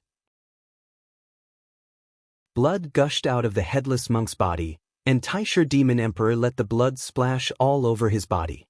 His skin was wriggling strangely like a slithering snakeskin. The golden blood that sprayed on his body was absorbed by his skin, and his skin became smoother and smoother, with a layer of light that resembled a beetle's. Laughing evilly, Taisher Demon Emperor shook his head and ate the monk's body piece by piece. He ate very carefully and attentively. Every bone was spat out, and the muscles on it were gnawed clean. However, every bone was neatly piled up in front of him. Those skulls would be made into a large bowl, and these bones would be made into chopsticks, plates, wine glasses, and other utensils. Taisher Demon Emperor was satisfied. If Buddhism and Tao League hadn't been fighting each other for the throne of the human emperor, he wouldn't have had the chance to collect so many monks' bones to make the utensils in his mind. A whole set of utensils made from the golden bones of bodhisattvas. Thinking of those golden utensils, Taisher Demon Emperor felt hungry. Immediately, he ordered the few devils standing around him and shouted, "These fresh and juicy monks indeed taste good, but their muscles are too tender, and they'll be gone in a few bites. Get me a few monks with thick and sturdy muscles. Get me a few old monks with stiff muscles and bones to make soup. Remember, those monks with thick and sturdy muscles and bones have to be the abbot of those monasteries in the Zen forest. Only those who are fair and plump will be profitable. Pick those bald monks who sweep the floors of the monasteries. Their skinny bones are perfect for making soup. Wiping the saliva from the corner of his mouth, Taisher Demon Emperor grinned and said, "Don't get those monks who dig out manure pits to grow vegetables. Hee, they'll lose their appetite for such filthy business, even if they have good skin and flesh. Oh, right, get a few young and beautiful nuns to go with the wine, and sprinkle the sap from 10,000-year-old Bodhi trees. That'll be delicious." The few devils were drooling at Taisher Demon Emperor's words. They hurriedly transformed into devil clouds and flew away in all directions. Step by step, the army of the fiend realm went deeper and deeper until a basin with a terrain similar to that near Gardenia City appeared in front of them. Without hesitation, the army rushed into the basin, and then the surrounding mountains turned magnificent purple gold at the same time. Countless disciples of the Buddhist League and the army of Nu Wu emerged from the surrounding mountains and surrounded the basin. Before Taisher Demon Emperor could stand up from the palanquin, 2 golden dragons came roaring down from the sky and cut him from the top of his head to his crotch. Poor Taisher Demon Emperor, the lord of the fiend realm, was killed by this unknown supreme artifact of primal before he could see the enemy clearly. The army of the fiend realm was in chaos. Countless fiends howled and fled in all directions. But then, a Buddhist chant rang out, and a Vajra wheel formation appeared and suppressed the void, while hundreds of large and small Buddhist League formations pressed down on it. The golden Buddha's light filled the sky, and all the devils that came into contact with the Buddha's light were burned black. The divine ability of the Buddhist League happened to be the nemesis of the fiends, and large numbers of fiends died tragically in the golden Buddha's light. At the same time as Taisher Demon Emperor was killed, tens of millions of miles away, in a basin with the same terrain, the army of the demon realm was trapped by the same Buddhist League formation. When the army was trapped, the desolate emperor of the demon world was happily sitting on a luxurious cloud bed. Beside him were beautiful nuns with blood all over their lower bodies. The desolate emperor was a prehistoric giant serpent who had attained the Tao. He had always maintained the body of a snake and had not advanced to the Tao of dragon. Snakes were the most lascivious, so wherever the army of the demon realm passed, the male disciples of the Buddhist League were devoured, but the beautiful nuns suffered even more. The desolate emperor had thousands of incarnations, copulating with tens of millions of nuns at the same time. When he had sucked all their energy and yuan shen dry, he would devour them one by one. It was unknown how many sins he had committed along the way. Perhaps the mournful cries and pleas of the nuns had confused the desolate emperor. He, who was usually the most cunning and paranoid, did not notice the terrain around him. It was only when the army of the demon realm crashed into the huge basin that he suddenly realized that the situation was not good. Holding a Vajra scepter in his hand and clad in a kasaya with 7 treasures, Great Supremacy appeared in midair with Bajie and a group of his disciples. The Vajra wheel formation suppressed the surrounding space, while countless Buddhist League disciples and human warriors formed a tight blockade around them. More than 300 Tao reasoning realm immortals drew their swords at the same time and rushed at Supremacy Dei before the desolate emperor. The desolate emperor did not see the mysterious look in the eyes of the Tao reasoning realm immortals, nor did he see the mocking smile on Supremacy Dei's face. All he saw was Supremacy Dei swinging his Vajra scepter down from the sky. A beam of golden light swept across the void, and more than 300 Tao reasoning realm immortals were smashed to pieces by Supremacy Dei's scepter. With their immortal bodies disintegrated and their immortal souls shattered, Yuan Ling flew up into the sky, heading straight for the heaven beyond heaven's Tao Yuan Palace. That's impossible, right? The desolate emperor was stunned. Even if Supremacy Dei was a peak-level Tao-breaking world lord, and even if he used the primordial divine wood, the Vajra dragon taming wood, to kill more than 300 primordial golden immortals with a single scepter was a joke, right? Supremacy Dei did not give the desolate emperor any chance. He swung his Vajra scepter and swooped down from the sky, swinging it at the desolate emperor. The 2 Buddhist formations were activated at the same time. After the armies of the demon realm and the Yao realm held out for 5 months, not a single fiend or demon immortal remained in the formations. The elites of the demon realm and the Yao realm were wiped out, and everyone was sent to the investiture of the gods.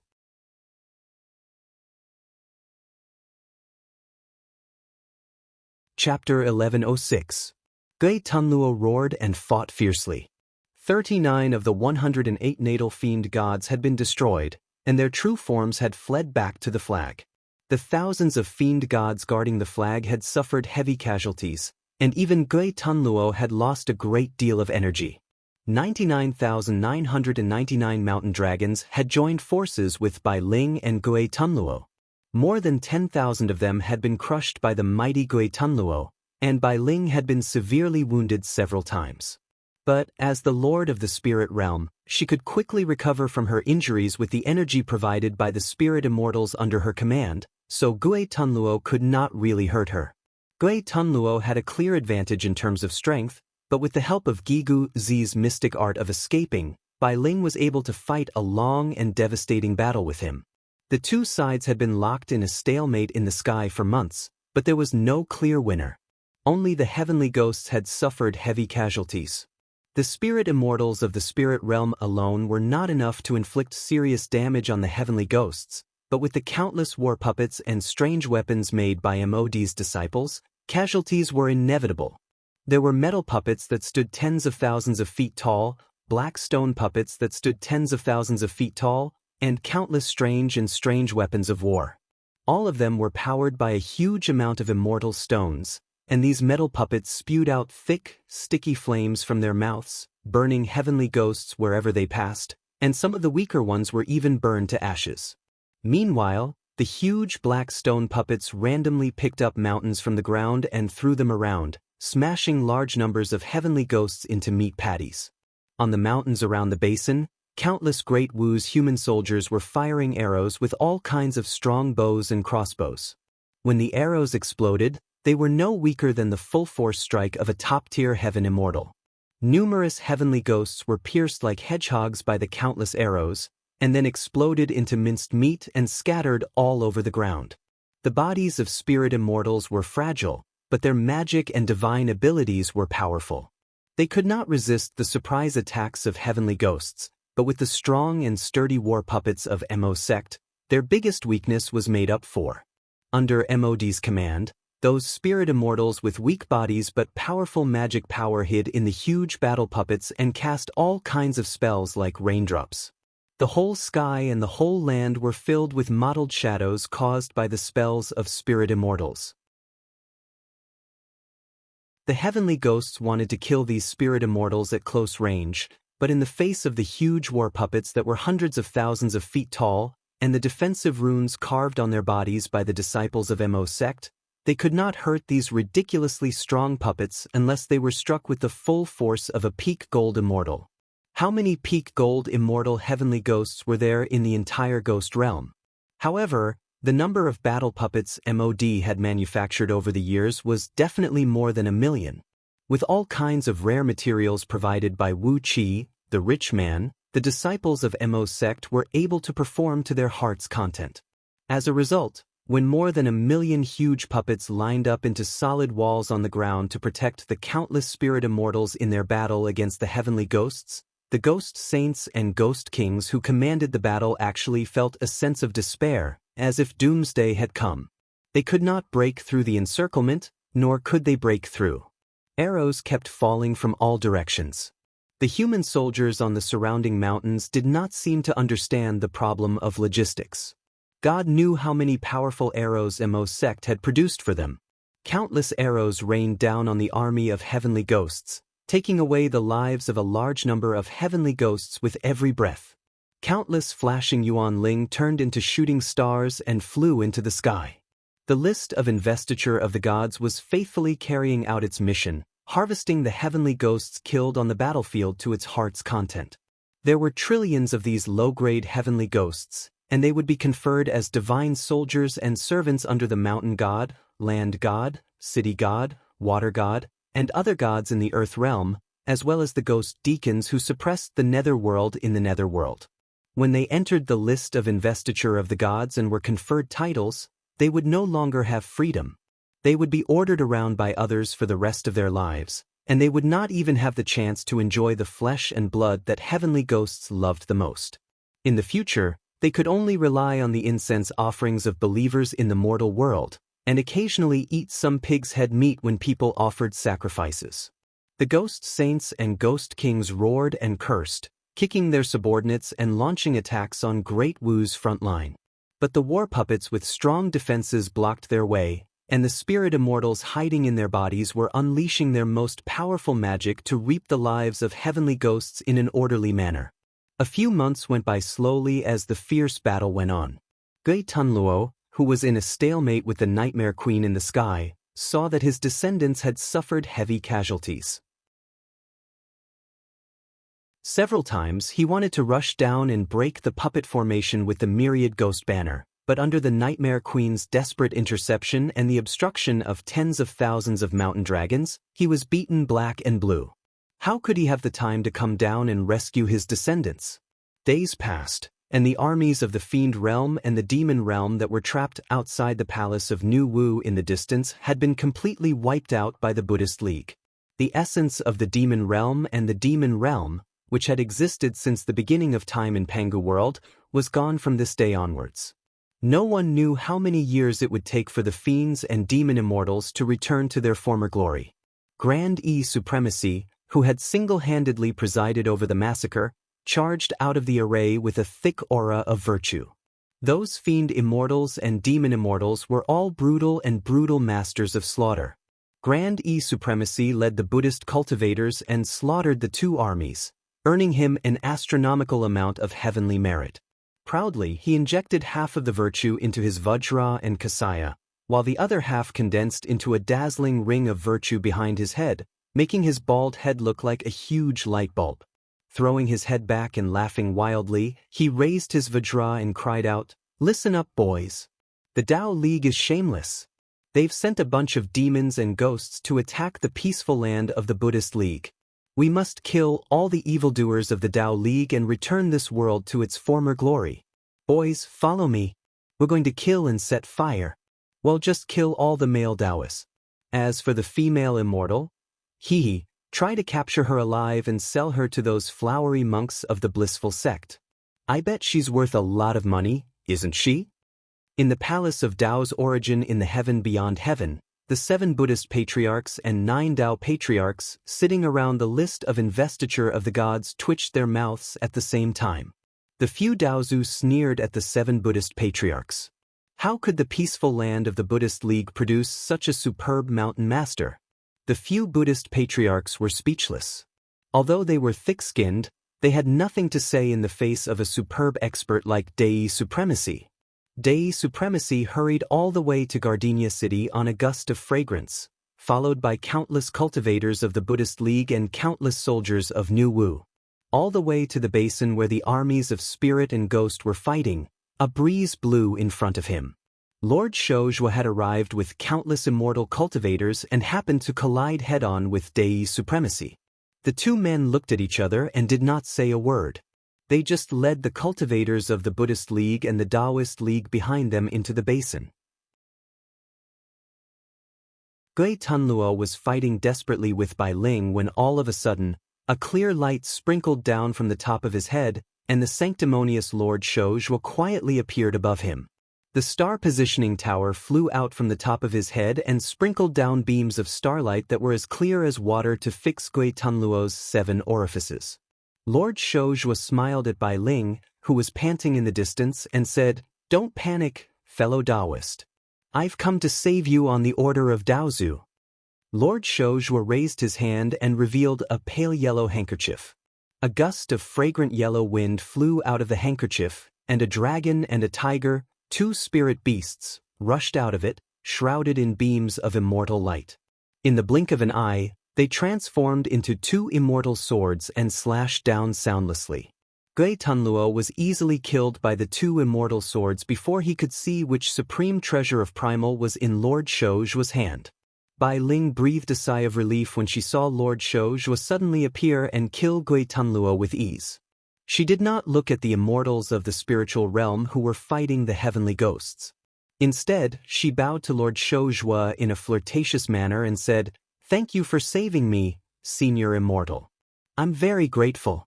If you have time in the future, would you like to come to the spiritual realm and have a look? As Bai Ling was winking at Lord Shouzhua, a loud roar that sounded like a dragon's roar came whistling out of the top of her head. What are you doing here, you slut? TSK, your Dao sect is indeed a place that hides filth. Where do you even have this kind of flirtatious little girl? Heh, eat your Buddha stick? Lord Shouzhua's face fell, and he snapped, "Bald donkey, how dare you!" As he shouted, he quickly threw the handkerchief in his hand, which was obviously very powerful after killing Gui Tunluo, toward Bai Ling. But his speed was just a little bit slower, Taking advantage of this slight time difference, Supremacy Dai swooped down from the sky and slammed his Vajra viciously into the Nightmare Queen's head. The head of a beauty that was thousands of times more beautiful than a fresh flower was smashed into a pulp, and the entire spirit body was shattered by the Vajra. With a wild laugh, he put away the Vajra and punched the handkerchief thrown out by Lord Shouzhua, shattering the Dragon Tiger duo that had flown out of the handkerchief. Laughing wildly, he put away the Vajra and punched the handkerchief thrown out by Lord Shouzhua, shattering the Dragon Tiger duo that flew out of it. Ignoring the ghost saints and ghost kings who were crying and screaming at the sight of Gui Tunluo's death, he directly produced the Daxiong Spirit Calming Pearl, one of the supreme treasures given to him by the 9 Buddhist patriarchs, which was the most lethal to spirit bodies. Immediately, layers of Buddhist light fell from the sky and enveloped the entire basin. With his cultivation base and the full power of the supreme treasure of Primordial, how could any spirit body below the Tao-breaking realm withstand a single blow from him? Apart from Bai Ling, the spirit immortals in the spiritual realm did not have any outstanding experts. As soon as the Daxiong Spirit Calming Pearl appeared, countless miserable howls rang out, and their spirit bodies disintegrated one after another. One after another, Yuan Ling flew into the sky and fled into the investiture of the gods, all the enormous spiritual energy in their spirit bodies devoured by the pearl.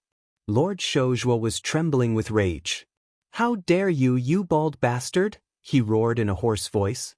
"You've destroyed my allies in the spiritual realm, and I'll kill all the evil ghosts to avenge them."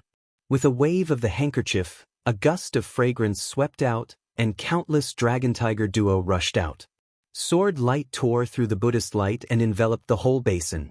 Before the ghost saints and ghost kings, who were not very smart, could figure out what was going on, the sword light had already struck them. It was a pity that countless heavenly ghosts were killed by Reverend Shouzhua without restraint. Then, the sword light merged into a mighty beam of sword energy and slashed at Lord Shouzhua. Lord Shouzhua howled miserably and coughed up a copious amount of crimson blood. Cursing all the way, he fled with his disciples. Reverend Shouzhua called out, and the army of Great Wu chased after the supremacy and rushed into the territory of New Wu. 7 days later, the emperor of New Wu, Wu Dihao, was killed, and Liu Bang unified Great Wu. Then, the army immediately set out for Diu. From then on, the elites of the spiritual realm and the ghost realm were gone, and they were no longer what they used to be.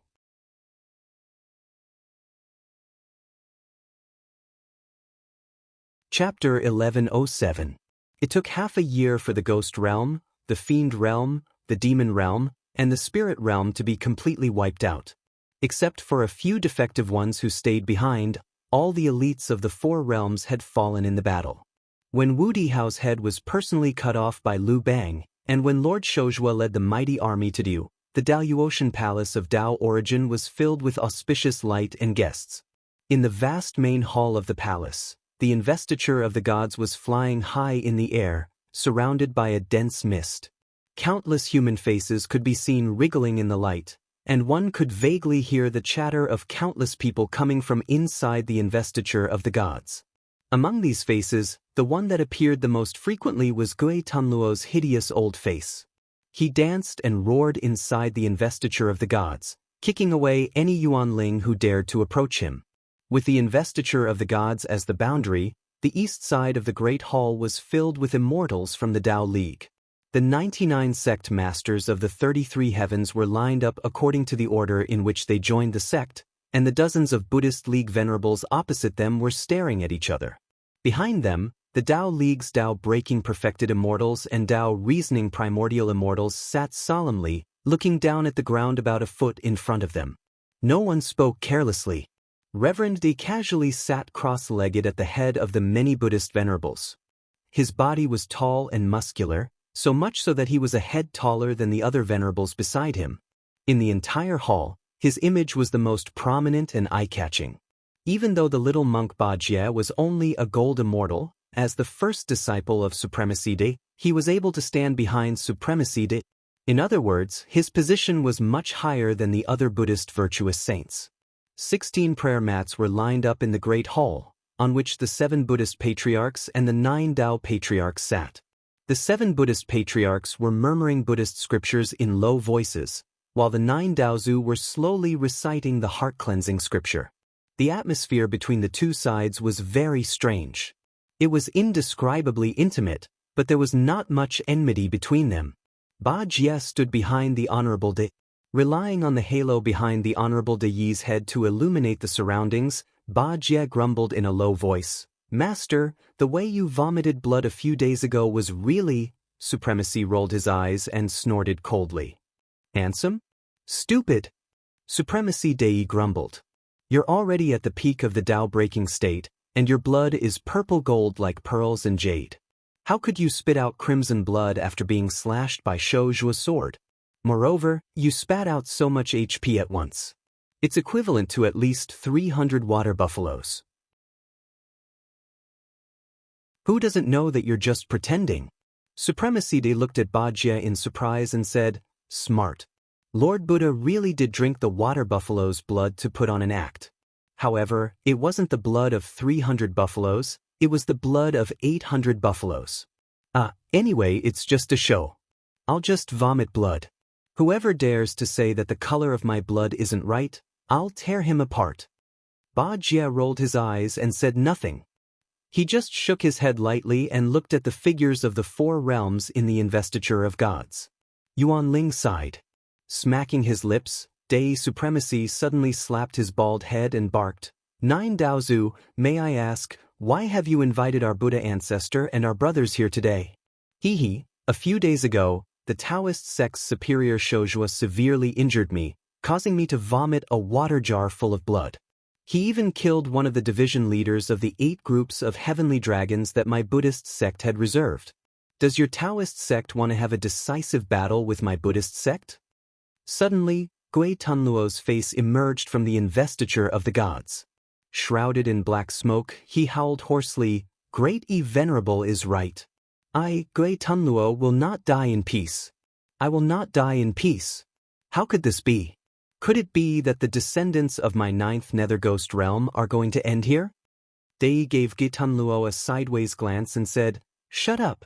You're already in the investiture of gods, so why are you still complaining? The descendants of the ghost realm. How could they be extinct? When I'm itching to kill thousands of them and throw them into the ghost realm, won't another batch of heavenly ghosts emerge in a few eons?" Ha ha ha. Thinking that he had told a funny joke, Dei threw his head back and laughed complacently.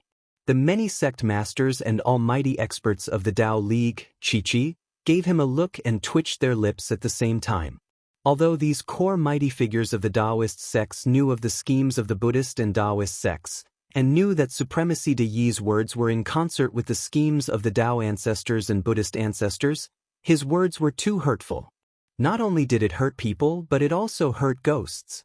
Ge Tunluo, trapped in the investiture of gods and unable to move, threw his head back and roared furiously. Trembling, he pointed a finger at Dei and growled, "What did you say, Supremacy Dei? Why didn't you save me when I was hacked by Shou Zhuo's demonic sword a few days ago?" Dei rolled his eyes and said angrily, "Save you? Do you think I alone can withstand the combined attack of Shou Zhuo's Daozu and Bai Ling, that bitch? Didn't you see how I killed Bai Ling with my mighty power? Don't tell me I still had the strength to save you from Shou Zhuo's Daozu when I killed an expert as strong as Bai Ling? Are you being reasonable?" Tearing off his shirt and exposing his hairy chest, he pointed at the 3-foot-long sword mark that twisted like a centipede and growled, "Ge Tunluo, do you still have a conscience, you wretch? I was hacked by Shoujua's Daozu just to save you, and now I'm spitting blood all over a water jar. How dare you blame Lao Tzu for not saving you in time?" The Buddhist patriarchs and Daozu did not say a word. They just stared quietly at Dai. The elites of the four realms were sent to the investiture of the gods, but the question of how to make these elites willingly be conferred as gods, to wholeheartedly devote themselves to their divine duties, to be diligent, and to work hard without complaint was still something they had to consider carefully. The E-Supremacies Act was nothing more than a scam. If he could not trick these elites into becoming gods willingly, what would happen if they slacked off? Through several practices of the investiture of gods in the mortal worlds, the Buddhist patriarchs and Daozu were well aware of how great the losses would be if the middle and lower echelons of the four realms refused to obey them. Sure enough, after a round of pestering from Great E, Gui Tunluo was rendered speechless by the old man. He could not be blamed for Dai's failure to rescue him, as he had been seriously injured by Lord Shoujua's sword. It was true that the Buddhist League had wronged Gui Tunluo, but when the Rui Light Buddha and all his disciples were killed in the Battle of Gardenia City, as well as tens of thousands of bodhisattvas and arhats who came to help the Buddhist League, it did not seem that the Buddhist League had used him as cannon fodder. Gui Tunluo had nothing to say. He threw his head back and heaved a long sigh, then looked pitifully at the 7 Buddhist patriarchs and said, "Please help me." Buddha Shoshin sighed softly. Looking at Gui Tunluo with a compassionate look, he said in a deep voice, "Gui Tunluo, this is really an accident. But no matter what, even if you are in the investiture of gods, the Buddhist League will definitely give you an explanation. The blood of you and your children will not be shed in vain." Gui Tunluo took a deep breath, cupped his fist, and bowed to the 7 Buddhist patriarchs, then slowly disappeared into the golden glow of the investiture of gods. As soon as Gui Tunluo disappeared, Taisher Demon, Huang Huang, and Bai Lin, the 3 leaders of the 3 realms who had joined the Tao League, emerged from the investiture of gods with a group of trusted aides. Queen Bai Lin cried and cried as she wiped her tears. She knelt before the 9 Tao ancestors pitifully and cried, "Please help me, Tao ancestors." Bai Lin has cultivated arduously for countless years and achieved what she has today with great difficulty. Now, her spiritual body has dispersed, leaving only her primordial spirit to drag out an ignoble existence. Tao ancestors, please punish esteemed Shoujua for not being able to save her. Taisher Demon and the Desolate Emperor also yelled out, venting their anger on esteemed Shoujua. They were all killed by Dai supremacy and the Buddhist saints. However, it was clear that Dai supremacy was no match for esteemed monk Shoujua. If esteemed monk Shoujua had been able to rescue them, they might not have been sent to the list of deification. They had only heard of the investiture of gods, but they had never taken this treasure seriously. But now that their Yuan Ling had been sucked into the investiture of gods, they realized that it was not a good thing. Yuan Ling was being attacked by the strange power in the investiture of gods, and Yuan Ling seemed to be forming some strange connection with the laws of heavenly Tao of Pangu world. If they were fish in the ocean of the heavenly Tao before, they were now gradually turning into glue, as if they were going to become a part of the heavenly Tao. This strange change frightened them badly. They didn't know what to do. They could only follow the Nightmare Queen and beg the 9 Tao ancestors to show mercy and save them in time. Suddenly, Dai laughed strangely. "I've never seen fools like you. That ox-nosed Shoujua is really unlucky. It took him a lot of effort to break through the blockade of the 7 Buddhist League saints, and it took him a lot of effort to come to your rescue. Not only did you not appreciate his kindness, but you are also blaming him?" Shaking his head, he rose to his feet, patted the dust off his butt, and walked out of the palace of Tao origin. As he walked, he laughed wildly and said, "Hee hee, a bunch of fools who don't know what's good for them. Although they have entered the investiture of gods, they are still in the mood to complain when the fortune of immortality is right in front of them.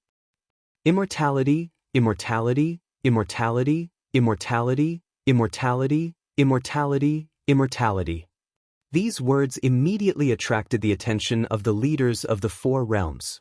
Even Gui Tunluo, who had just returned to the investiture of gods, could not wait to hear the explanation. Purple-browed Daozu sighed softly. He turned to look at Buddha guarding Heart and the others and said indifferently, "Senior brothers, the Tao League has won this bet. Great Wu has destroyed New Wu, and the Buddhist League is at a disadvantage. From now on, until the investiture of gods is completed, the Buddhist League will have to follow the orders of the Tao League. What do you think, senior brothers?" The 7 Buddhist patriarchs and the saints of the Buddhist League chanted the name of Buddha in unison. They nodded at the same time, and no one spoke again. With a benevolent smile, purple-browed Daozu turned to the leaders of the 4 realms in the investiture of gods and said, "Now that things have come to this, there is nothing we can do. Although the 4 of you have suffered this tribulation, it is also your fortune. Do you know the difference between the divine positions conferred by the investiture of gods and the immortal positions conferred by the celestial court in the past?" Daozu, who had already walked out of the palace of Tao Origin, gave a strange laugh and said in a low voice, "Who are they trying to fool?" Beiji sighed, then shook his head and said with emotion, "Even ghosts are fooled. What a cruel world." Looking up at the sky, Daozu murmured in a low voice. What was his true self, Wu Qi, doing now?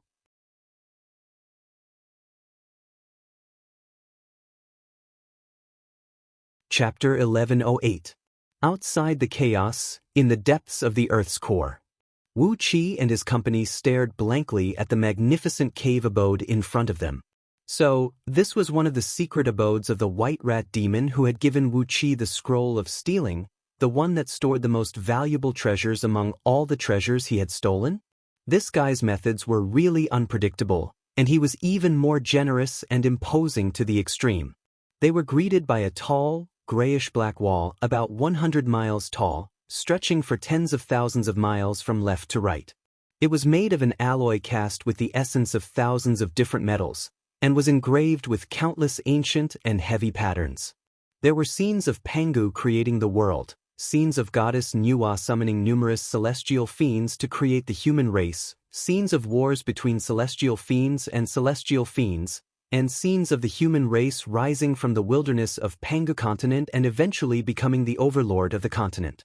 A row of 36 Dragon Balls hung under the jaws of divine dragons hovered in midair, emitting a faint watery light that shone on the huge wall.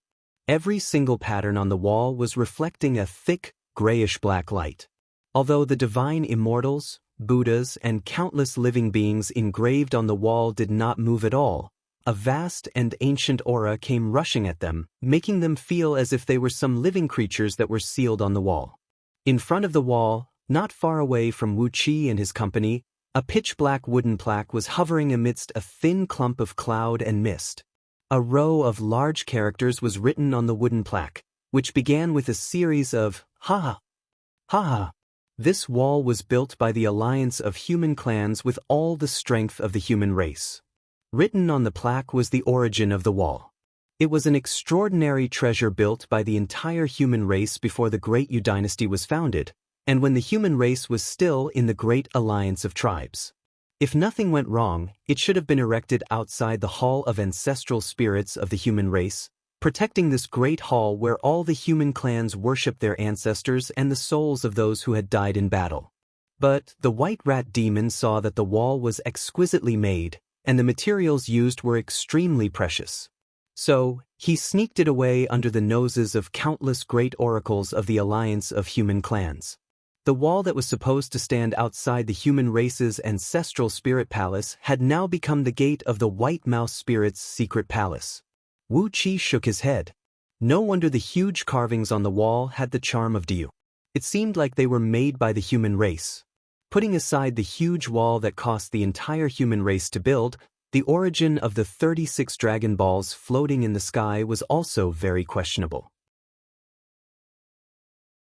Only those powerful divine dragons in the ancient times could condense a Dragon Ball in their lower jaws. Ordinary true dragons and sky dragons did not have the strength to do this. 36 Dragon Balls represented that 36 powerful Tao-breaking divine dragons had fallen into the hands of the White Mouse Spirit. Wu Qi couldn't help but glance at Ao Buzan. Sure enough, Ao Buzan had a strange look on his face. As he stared at the 36 Dragon Balls, His eyes revealed a fierce look of greed. Aobuzan was not a man who cherished his descendants. He must not be thinking about returning these Dragon Balls to their owners, who had probably died long ago. Aobuzan must be thinking about how to make Wu Qi give these Dragon Balls to him, so that he, Aobuzan, could refine these Dragon Balls one by one, which would strengthen his magic power and replenish his huge amount of dragon power. Curling his lips, Wu Qi led the crowd to the door in the middle of the huge wall. It was a square door about 10 miles tall and less than 1,000 feet wide, dark and deep. Wu Qi was familiar with this style. Many of the doors of important palaces in Great Yu were built like this. They were deliberately made extraordinarily large, with a very exaggerated ratio of height to width, to create a sense of sacredness, solemnity, and pressure, and to make anyone who approached it feel like they were just an ant. As soon as they walked through the door, faint ripples of light immediately appeared on the dark floor. These tiny ripples spread under the feet of Wu Qi and the others, spreading in all directions and illuminating the surroundings with a dim light. Everyone focused their eyes to look ahead, and they couldn't help but gasp at the same time. The door was deep, at least 300 miles deep. This wall was really amazing. Not to mention the time and effort it took to forge it, just the materials used to make it was an astronomical figure. Wu Qi chuckled and said, "For the sake of offering sacrifices to our ancestors, the human race is always willing to do their best. I'm afraid the materials used to forge this wall are enough to forge hundreds of thousands of upper-grade gold immortal artifacts." Princess Zhonglu was also looking around in surprise. She chuckled and said, "It's not bad. The materials used to make this wall are not too precious, but it's a pity that it's such a huge amount." Yi Xia just twitched her mouth and said nothing. The wall was forged with the essence of thousands of different metals, and she didn't care about these ordinary acquired materials. For her, who was born in the chaos, only innate spirit objects could move her heart. With Wu Qi leading the way, none of the restrictive mechanisms along the way were activated, and they walked out of the thick wall safely. Suddenly, a bright light appeared in front of them, and at the end of the door was a world with green mountains and clear waters. Without Wu Qi's help, the White Rat Demon had already constructed a huge world in his cave abode. High up in the sky, the sun, the moon, and the stars transformed from spirit treasures were sprinkling down with their magnificent power, filling the world with abundant natural energy. As he scanned the world with his divine sense, Wu Qi could not help but marvel in his mind. The area of this world was as large as 300 provinces in Diyu, and the concentration of natural energy was only slightly lower than that in Pangu world. What shocked Wu Qi was that, just like Pangu continent, this world was also absorbing natural energy from the outside world and expanding its area at an extremely slow pace. When Wu Qi found that the area of this world was increasing at an extremely slow pace, his body froze. The White Rat Demon had only told him about the existence of this secret palace in the Scroll of Stealing, but he did not describe in detail what was in this secret palace or what it looked like. When Wu Qi was talking with Pangu, he had heard about this world that could absorb natural energy and expand on its own. It was a rare treasure that Pangu had obtained from the ancient sacred palace, called the living soil. When he created the world, he had fused it into the world he had created, and that was why Pangu world had the ability to expand continuously. Anyone above the realm of gold immortal could refine an interstitial world, and as their cultivation base improved, the size of their interstitial world could continue to expand as well. However, there was a limit to the growth of an interstitial world. After all, even the magic power and divine abilities of Dao fusing experts were not limitless. However, after fusing with the living soil, Pangu world could expand on its own without Pangu's control. The secret palace left behind by the White Rat Spirit, this pocket world, was actually expanding on its own, and the momentum of its expansion seemed endless. Wu Qi pointed his finger out. A stream of cloud rolled down from the surrounding air, bringing a jade medallion made of innate spirit jade into Wu Qi's hand.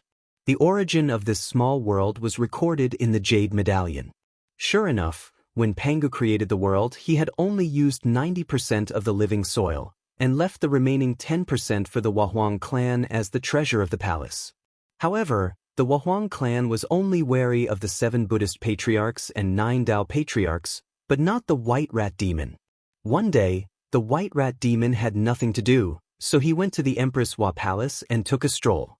Thus, the 10% of the living soil became his spoil of war.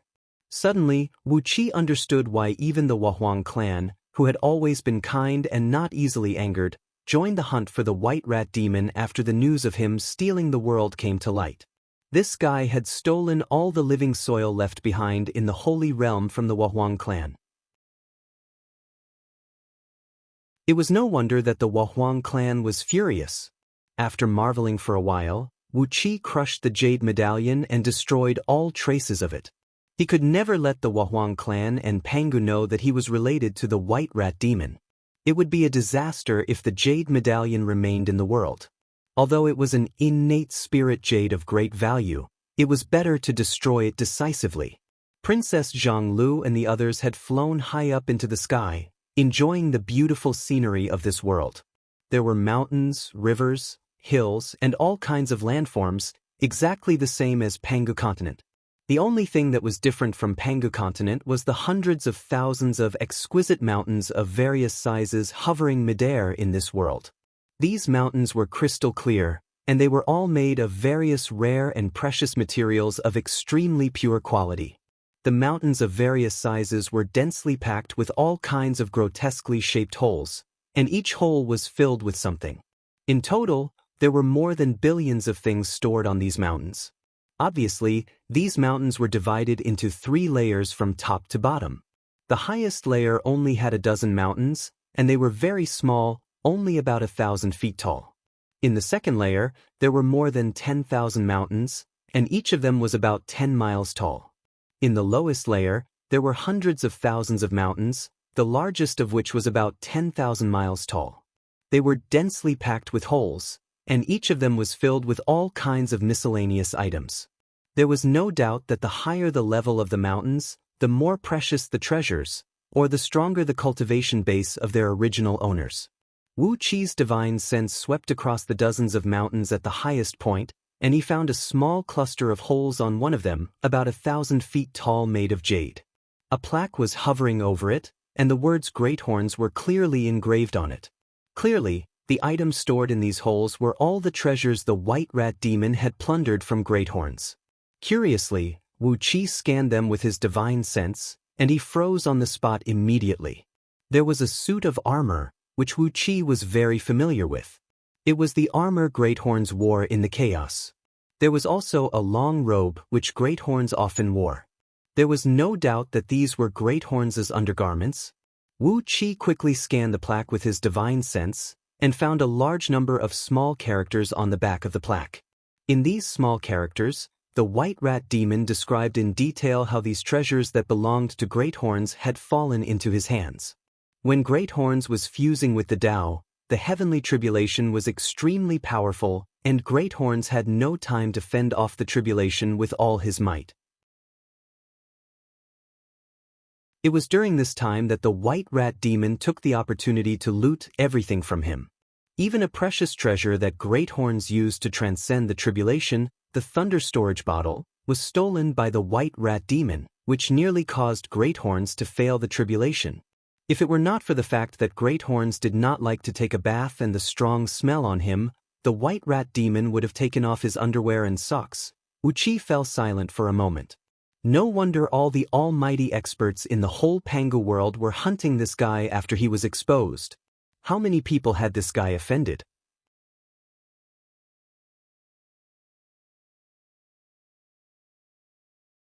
Chapter 1109.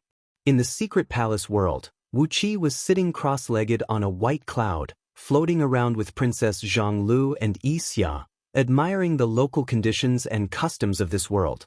There were no humans in this world, but there were demons, and all of them had pretty good cultivation bases. Along the way, within the short distance of tens of millions of miles, Wu Qi had sensed at least 100 powerful auras of demons. The strongest among them had a cultivation base of peak-level heaven immortal. However, the demons here seemed to be very calm in nature, unlike the demons in Pangu world who liked to rob and eat living people. Wu Qi flew across the sky with the two beautiful women. Even when they flew directly over the cave abode of a big demon, no small demon came out to stop them or ask Wu Qi and the others where they came from. At most, there were some chattering little demons hiding in the bushes of the forest, pointing at something and making noises about something. After spending half a month, Wu Qi and the others had traveled all over this small world and found many good things, as well as many arrangements left by the White Rat Spirit.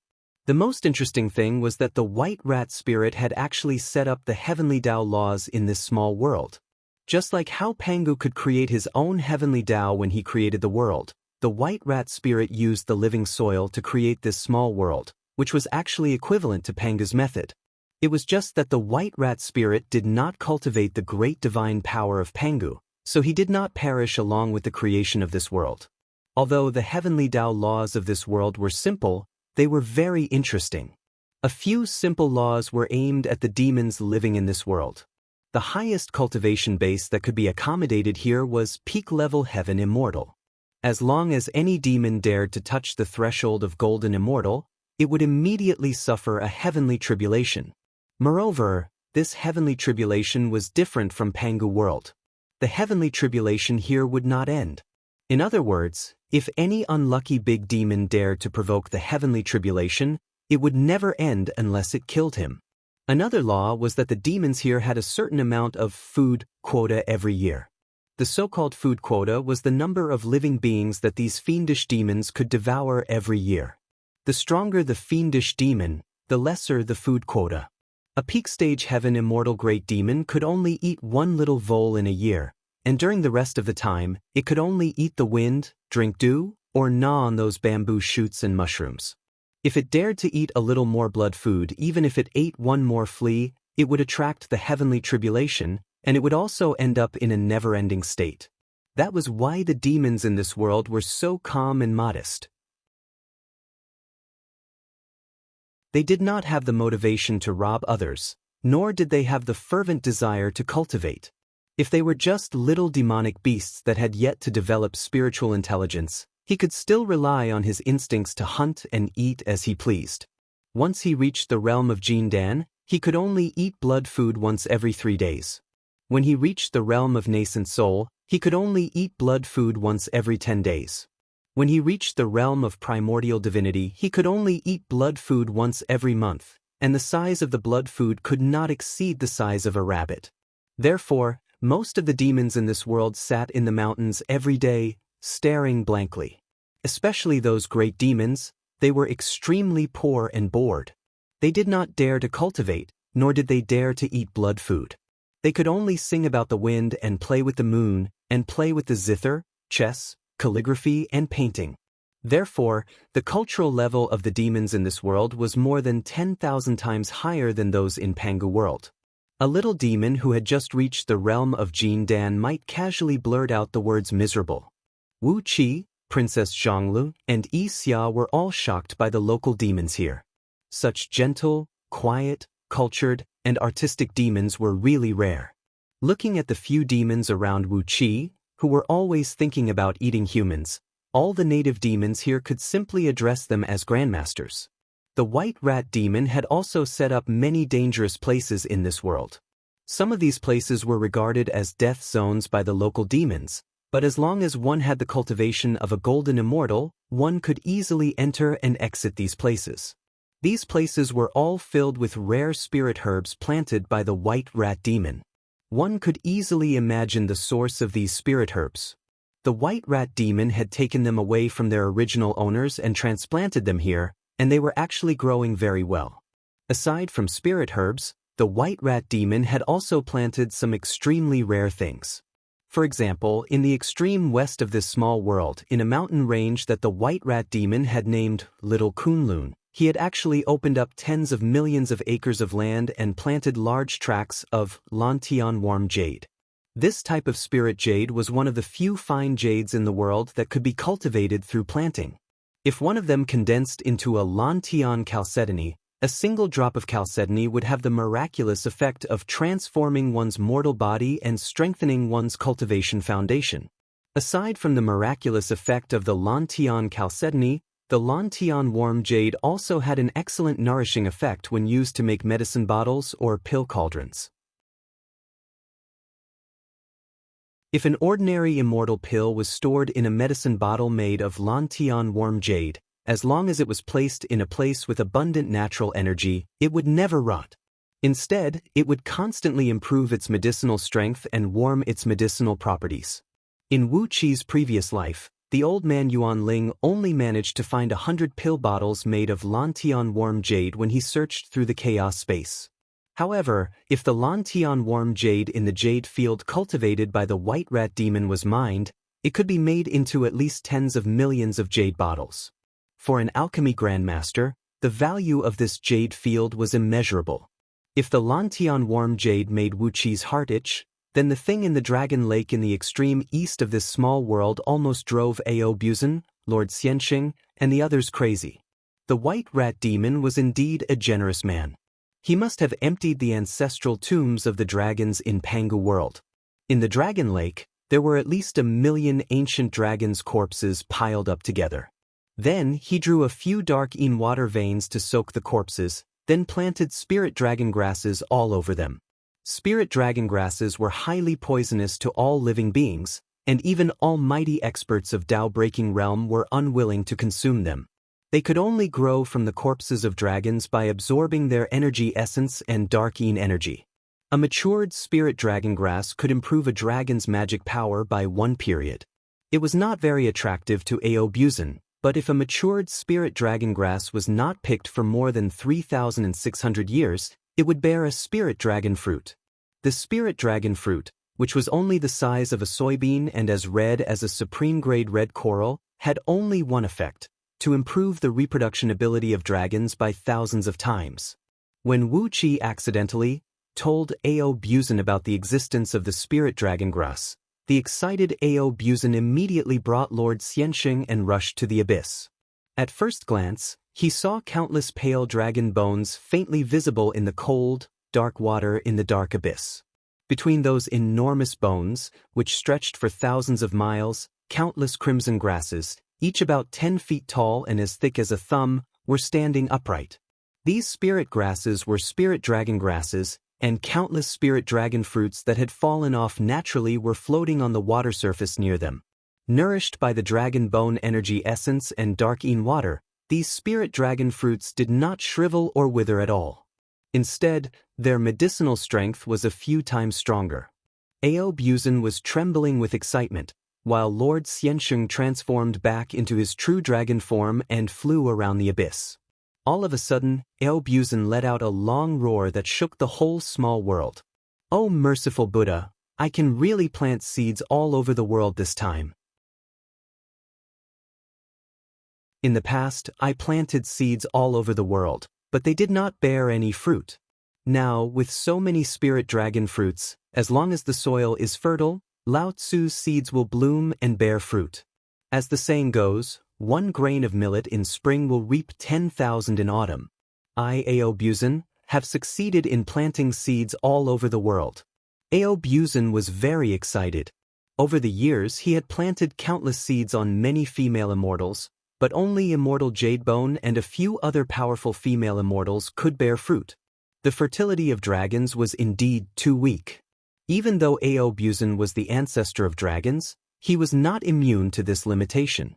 But now, with the spirit dragon fruits, Ao Buzan seemed to see the scene of countless descendants of dragons overwhelming the world. While Ao Buzan, Lord Xianxing, Goldhorn, and Silverhorn were celebrating joyfully around the patch of spirit dragon grass, Wu Qi had returned to the core of this small world, a huge altar left behind by the white rat demon, floating in the center of this small world. The altar was engraved with countless complex images of mountains, rivers, the sun, the moon, and the stars. There were also countless images of birds and beasts that could be faintly seen on the altar. A glowing ball of light the size of a human head was suspended in the middle of the altar, which was the core that controlled this small world. As long as Wu Qi controlled this core, he would be able to control this small world, and he could set the laws of heavenly Tao of this small world at will. With his palm pressed on the ball of light, Wu Qi could not help but nod as he listened to the wild roar of joy coming from Aobusan in the distance. He had not been able to enjoy the small world left behind by the white rat demon, and instead he had benefited from it. Not only was this place rich in resources, but it was also so well hidden that it was the perfect place to settle down. Even if the World Destroyer had a mighty ability, could they find their way out of the chaos? This was indeed a place where people could live and work in peace and contentment. From today on, this place shall be called Carefree Heavenly Realm, Wu Qi said in a low voice. I only hope that those who live here, whether they are our relatives, friends, or disciples, can live a worry-free life. Pausing briefly, Wu Qi smiled and said, with this place as the foundation, I will have nothing to worry about when I go to Pangu World and do whatever I want. Laughing out loud, Wu Qi pointed his finger out, and a stream of starlight darted out of his fingertip. He forcibly tore a big half of the small world inside his body apart, turning it into a great amount of natural energy and spraying it out. Carefree Heavenly Realm was crazily absorbing the energy transformed from the world in Wu Qi's body. Amidst a deafening rumble, the land, which was originally equivalent to 300 provinces, was rapidly expanding in all directions. 500 provinces, 800 provinces, 1,000 provinces. The expansion of the Carefree Heavenly Realm grew faster and faster, while Wu Qi was soaked in cold sweat, nearly collapsing from exhaustion. Countless bright light spots shone from his fingertips.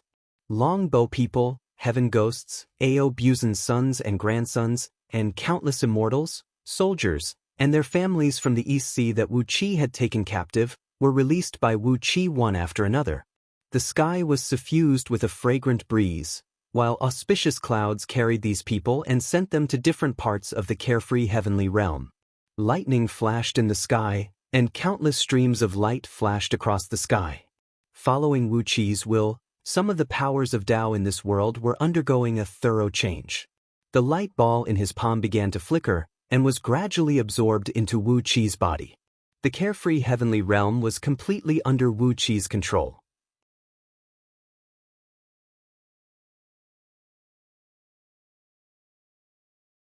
Chapter 11:10. On Panga continent, two armies marched side by side, attacking Liangzhu from the southern region of Diyu. Along the way, the army was led by the Tao League. Together with countless almighty experts of the Tao League and the disciples of the Underhand sect, most of Great Wu's army, they marched north in a mighty formation, besieging cities and uprooting fortresses. The main force of the army was the Buddhist League. With the help of countless Buddhist saints, Supremacy Dai led half of Great Wu's army, cursing and swearing, to open roads and build bridges. Unlike the time when the Shizo dynasty and the Ling dynasty joined forces to attack Diyu, the Buddhist League and Tao League no longer shouted any slogans, nor did they care about which side the people's hearts were on. They just kept marching toward Liangzhu. If there was a conflict with the soldiers of Diyu along the way, the almighty experts of the Buddhist League and Tao League would at most roar, "Justice for heaven," and then strike with all their might. Often, before the generals of Diyu could react, they would be wiped out by the magical treasures. From the southern region to Yuxiong Plain, there were thousands of large military towns along the way, and tens of thousands of other military towns and checkpoints. But this time, in the face of the elite forces of the Buddhist League and Tao League, and the 7 Buddhist patriarchs and 9 Tao League had lent all their treasures to their disciples, the generals of Diyu were no match for these almighty experts. Although they had lost some men and disciples along the way, the disciples of the two sects had finally fought their way to the border of Yuxiong Plain. From here on, all the military towns along the way were the top armies led by the top generals of Diyu, and all the soldiers were elites like Yuxiong army. They were no longer ordinary soldiers who had been hastily recruited and trained by various provinces in the past few years. At Reverend Shoujua's suggestion, the armies of the Tao League and the Buddhist League, which had been advancing separately, joined forces in front of Blackwood Pass, the first military town they encountered after entering Yuxiong Plain. The generals of both sides met on the plain outside the southern gate to discuss important matters. On the wall of Blackwood Pass, a few armored generals of Diyu looked solemnly at the almighty experts of the Buddhist League and the Tao League a few miles outside the gate, their faces gloomy as they murmured something in low voices from time to time. On the plain outside the city, Liu Bang, who had personally led the army, sat under a reed canopy with a smile on his face, looking at the countless almighty experts of the Buddhist League and the Tao League sitting on both sides. Except for the Buddhist patriarchs and the Daozu, who did not take action personally, the army led by Liu Bang, the scale of the Diyu dynasty's expedition to Diyu was completely different. The armies of the Shizo dynasty and the Ling dynasty league attacked Baidu. At that time, when the Shizo dynasty and the Ling dynasty attacked Diyu, not only were the fiend celestial gods from the outer realms causing trouble, but the Tao League and the Buddhist League did not use their real strength. Instead, it was Diyu who kept playing one trump card after another, putting the Ling dynasty and the Shizo dynasty in a sorry state. In the end, they exhausted each other and perished together. But now, in addition to the 7 Buddhist patriarchs and the 9 Taoist patriarchs, the almighty experts of the Buddhist League and the Tao League had gathered together, led by Dei Venerable and Shozhua Shangren, the representatives of the 2 sections.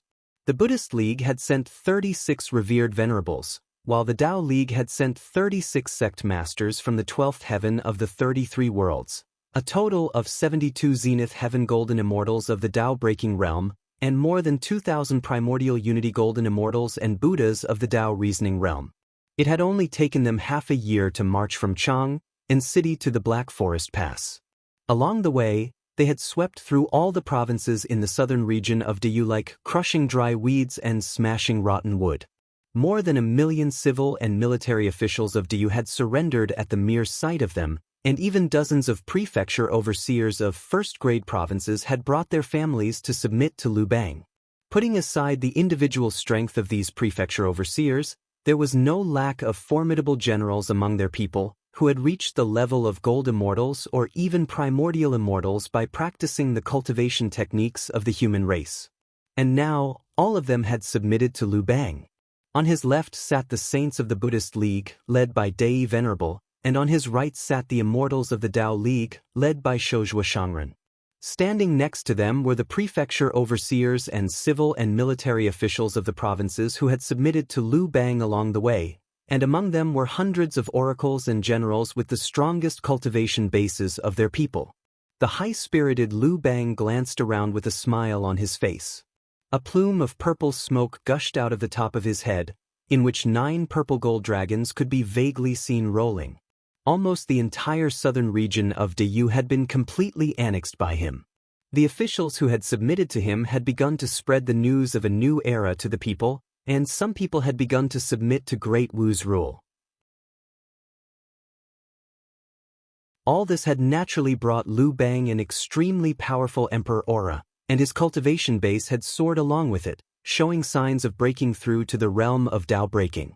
Looking at the Blackwood Mountain Pass, which had a city wall that reached the clouds, Liu Bang clapped his hands complacently and said, "Dear immortal masters, may I ask, when will my army arrive at Liangzhu?" Liu Bang had gained great benefits from controlling the emperor aura with the secret art of Daozu and refining it like the natural energy of heaven and earth. He could not wait to unify Diyu and bring all the human race under his rule. Perhaps he could really break through an unfathomable realm with the help of the emperor aura? Immortal, indestructible, invulnerable. At the thought of his bright future and some of his plans, Liu Bang was so excited that he trembled all over. The intense pleasure was even more exciting than the few beautiful female immortals he had enjoyed last night, at least 10,000 times more exciting than when he played with them. Dei and Monk Shozhua exchanged a glance and laughed at the same time. Liu Bang's journey had been smooth, and it was only natural that he could not hold back his excitement when he saw that he was about to succeed. They were also very excited. If Liu Bang really ascended to the throne of the human emperor, there would be a good show to watch. Currently, the number of people on the list of investiture of the gods was not enough to fill the deities of the 3 realms set by the 2 sections. The southern region had not gone through many fierce battles in this expedition, and the Buddhist League and Tao League had not suffered many losses. If they were to reach Liangzhu now, they would not be able to become deities. Dei grinned and said, "Don't be hasty, Your Majesty. The fierce battle has only just begun when we arrive at Yuxiong Plain. You must know that Yuxiong Plain is the birthplace of the human race, and it is the true sacred land of the human race. The soldiers stationed here are extremely strong, and they will not be easily defeated. Venerable Shozhua also said a few words indifferently. He was merely repeating Venerable De Yi's words. It would take an eons of time for an immortal to cultivate to the realm of gold immortals. However, if everything went well, it would take the human race less than 100 years to cultivate a warrior strong enough to fight against a gold immortal. The soldiers stationed in Yuxiong Plain were all elites, and Great Wu had to be mentally prepared to pay a heavy price.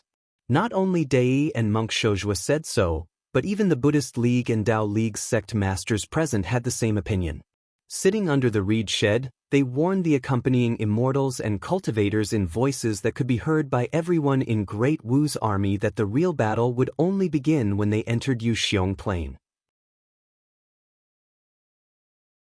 After putting on a show, Liu Bang built an altar in front of Blackwood Pass and solemnly offered all kinds of sacrificial offerings to the ancestors of the human race. Standing on the towering altar, Liu Bang solemnly announced to the world that for the future of the human race, for the welfare of all, for the survival of the human race in Pangu world, for the sake of the great Tao of heaven and earth, for the sake of justice and human relations, he must overthrow Emperor Haozuan and replace him as the emperor of the human race. Just after the ceremony was over, at the command of monk Shozhua and Dei, the few Buddhist League sect masters and Tao League sect masters soared into clouds and flew toward Blackwood Pass.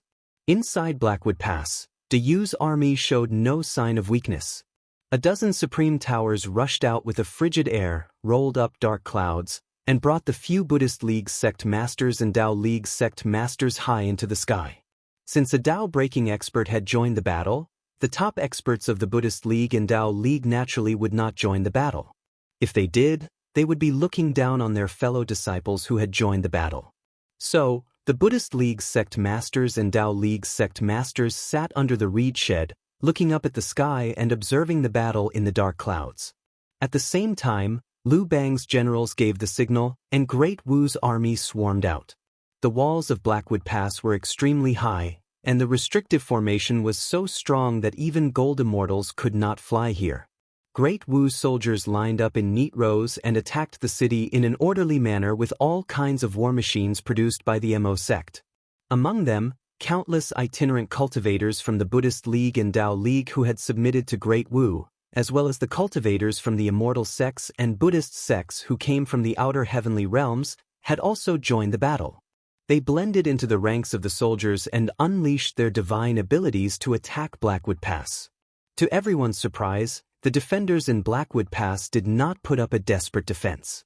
Instead, they openly opened the city gates and poured out countless soldiers to engage in a field battle with Great Wu's siege teams. Arrows poured down like rain. Countless archers on the city wall of Black Forest Pass poured down arrows to their heart's content, and all kinds of powerful talismans rained down like a snowstorm. The immortals and cultivators who had blended into Great Wu's army had lost the ability to fly, and their frail bodies were even more vulnerable than the human warriors around them. As the arrows poured down, the immortals and cultivators who were not protected by heavy shields and armors fell to the ground one after another. Wherever these arrows, which were specially designed to restrain the cultivators from the Buddhist League and Tao League, passed, countless cultivators fell to the ground, bathed in blood, while streams of Yuan Ling soared into the sky and were sucked into the list of investiture of the gods. Under the huts, the world venerables and sect leaders of the Buddhist League and Tao League watched expressionlessly as the cultivators from the two sects were slaughtered by De Yu's sharp weapons. There was a relaxed smile on their faces that could not be concealed. They only wanted to fill up the missing number of godhoods in the list of deification. As for these outer sect immortals and Buddhist cultivators who had been their disciples for countless generations, what loss did it matter to them? One of the world venerables sitting next to Great E chuckled and said, "Buddha is merciful. Now that they are on the list of investiture of the gods, they have obtained the righteous fruit of the heavenly Tao. Although they have lost their freedom, they have been spared many years of hard cultivation." Great E chuckled as well. He nodded and said, "Indeed. After ascending to the throne of the heavenly Tao from the list of investiture of the gods, they will be immortal as long as the heavenly Tao exists. This has indeed saved them many years of hard work. Kiske, they are now immortal like the saints of the Tao-fusing realm? The crowd laughed and chatted under the huts. Great Wu's army charged forward fearlessly. Gradually, the foundation of Black Forest Pass was shaken. Finally, one of the sect leaders who was fighting in the sky slashed down his sword, and the wall collapsed with a boom. Diyu's garrison did not linger to fight. As soon as the wall collapsed, they whistled shrilly and turned to flee. The Supreme Oracle, who was fighting with the few world venerables and sect leaders in the sky, also did not hesitate to roll up a chilly wind and flee to the north. In the blink of an eye, all the defenders of Black Forest Pass had fled. Lu Bang laughed wildly. Immediately, he waved the army and marched quickly to the next pass. In front of Black Forest Pass lay countless corpses, more than 70% of which were the remains of cultivators from the Buddhist League and Tao League.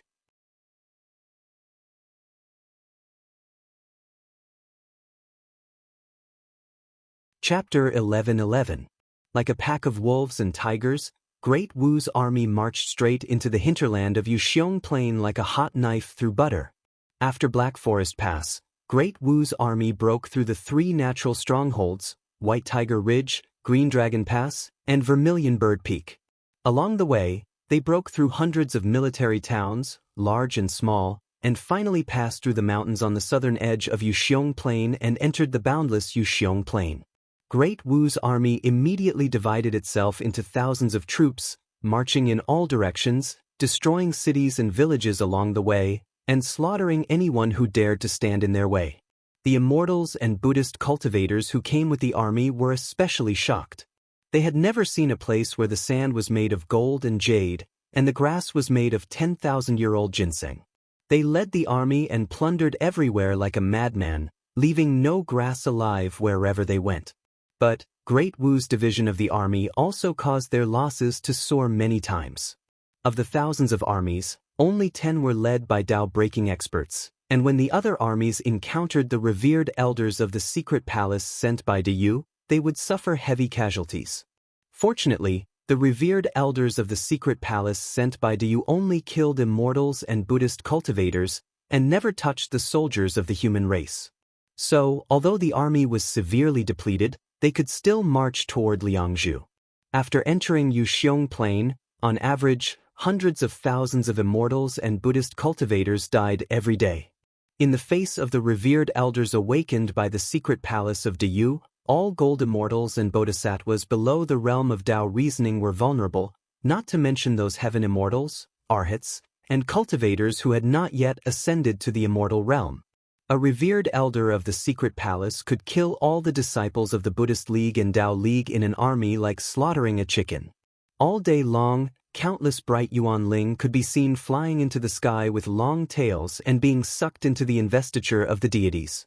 In the imperial palace of Liangzhu, Emperor Haozuan sat in the Great Hall, with countless Diyu's civil and military officials standing solemnly on either side of him, quietly watching a light screen hovering in the center of the hall.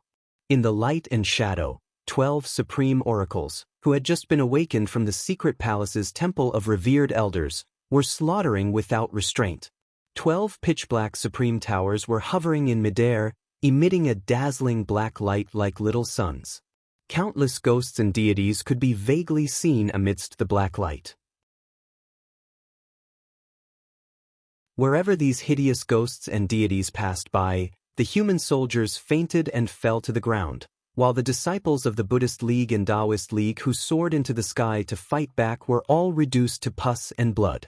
Great Wu's army consisted of more than 1 million immortals and Buddhist cultivators from 36 Tao sects and 42 Buddhist sects from outer heavenly realms. The sect masters and elders of the various sects were all golden immortals, and there were nearly 10,000 of them. However, although these 12 revered elders only had less than half a year left to live, their cultivation bases were all at the Tao-breaking realm. For 10,000 gold immortals to fight back against the attack of 12 supreme oracles was like 10,000 mortals trying to fight a peak-level gold immortal. Standing on the top of the supreme towers, The 12 oracles just smiled sinisterly as they looked down. The evil ghosts and deities they had summoned had surrounded the entire camp of the army, and no matter how hard the immortals and Buddhist cultivators tried to break through, they could not break through.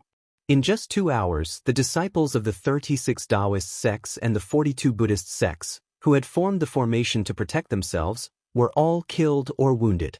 From the gold immortals with the highest cultivation base to the ordinary disciples who had just formed their gold cores, everyone was reduced to a pool of blood. Millions of Yuan Ling flew up into the sky and went straight toward the Daluotian army with shrill howls. Emperor Haozuan suddenly laughed. "That's cruel." Standing next to Emperor Haozuan, King Yangshan shook his head and said with a sigh, "How cruel." In any case, these immortals, bodhisattvas, and arhats, although they are only their outer disciples, they are, after all, their juniors. How could they be so cruel? Tao, standing at the front of the crowd of courtiers in the great hall, sneered and said, "I wonder if they have gathered enough people for the investiture of deities." The investiture of deities in the 3 realms is based on the heavenly Tao, so the number of deities is enormous. Mountains have mountain gods, rivers have water gods, villages have land gods, and cities have city gods. Not to mention how many mountains and rivers there are on Pangu continent. Just the first-grade province of Diyu alone has 100 counties, 10,000 cities, hundreds of thousands of towns, and more than 1 million villages. Emperor Haozuan counted on his fingers how many first-grade provinces there were in Great Yu, and how each of them had 300 provinces under their rule. If that was the case, it would take an astronomical number of gods to confer the title of divinity within Great Yu's territory. All the courtiers of Diyu in the Great Hall laughed sinisterly, as if they were having convulsions. They had roughly calculated the number. If they wanted to assign a city god to all the cities in Diyu and a land god to all the towns and villages, not to mention the nether soldiers and laborers under these city gods and land gods, the number of people should be enough to drive the 7 Buddhist patriarchs and 9 Tao patriarchs crazy. According to the calculation of the 7 Buddhist patriarchs and 9 Tao patriarchs, Diyu had a complete bureaucratic system, and when the war broke out, all the courtiers of Diyu would be conferred deities. The prefectural magistrate was the city god of a province, the prefectural governor was the city god of a county, the city lord, the town mayor, and the village chief were the city god and the land god of the area, and the officials under their command were the Yin soldiers and bailiffs under their command. What a wonderful thing it was! But outside Empress Was Palace, the Wahuang clan had suddenly awakened the chaos fiend venomous insect, who should have perished, and he had even reincarnated as Cheong Chan, one of the 24 founding emperors of Diyu. He had also seized the soul-scattering Bao and seriously wounded purple-browed Daozu. In desperation, the 7 Buddhist patriarchs and 9 Tao patriarchs could only swear not to put the human race into the list of investiture of the gods and confer them as gods. Such a huge number of deities had to be filled by the disciples of the Buddhist League and the Tao League. Even though they had killed the elites of the Ghost Realm, the Fiend Realm, the Demon Realm, and the Spirit Realm, there was still a gap. Therefore, the gap could only be filled by their own disciples. Naturally, Diyu was happy to be the executioner and kill mercilessly. The practical reason was obvious. When Great Wu invaded Diyu, in the face of a war of annihilation, and when the essence of Diyu's power was still intact, Great Wu should have joined forces and gone straight to Liangzhu to kill the higher-ups of Diyu. But as soon as Great Wu entered Yuxiong Plain, they immediately divided their forces into more than 1,000 armies that did not cooperate with each other. This was to make it easier for Diyu to kill at will. They are too cruel. The courtiers in the Great Hall laughed in unison and criticized the 7 Buddhist patriarchs and 9 Tao patriarchs for their ruthlessness. The 7 Buddhist patriarchs and 9 Tao patriarchs had always claimed that once a person entered the list of investiture of the gods, he would be conferred a deity of the heavenly Tao. As long as the heavenly Tao existed, the gods would not perish. But the Wahuang clan had long issued an edict to explain the mystery to the higher-ups of Diyu. As long as the heavenly Tao was not in chaos, the deity thrones would exist forever. If the heavenly Tao was in chaos, the deity thrones would be the first to bear the brunt. If the apocalypse of heaven and earth came again, these conferred deities would be shields. They could withstand it, but they would have to take some risks.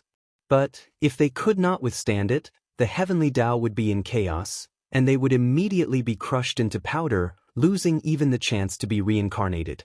The light screen continued to change, and soon, 2 more armies of Great Wu were slaughtered mercilessly by revered elders of Diyu. Except for Great Wu's human soldiers, the cultivators of the Tao League and the Buddhist League in the army were all killed, and all their magical artifacts were looted by revered elders of Diyu.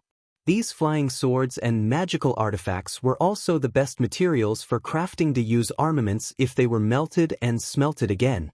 Diyu would never waste any war resources.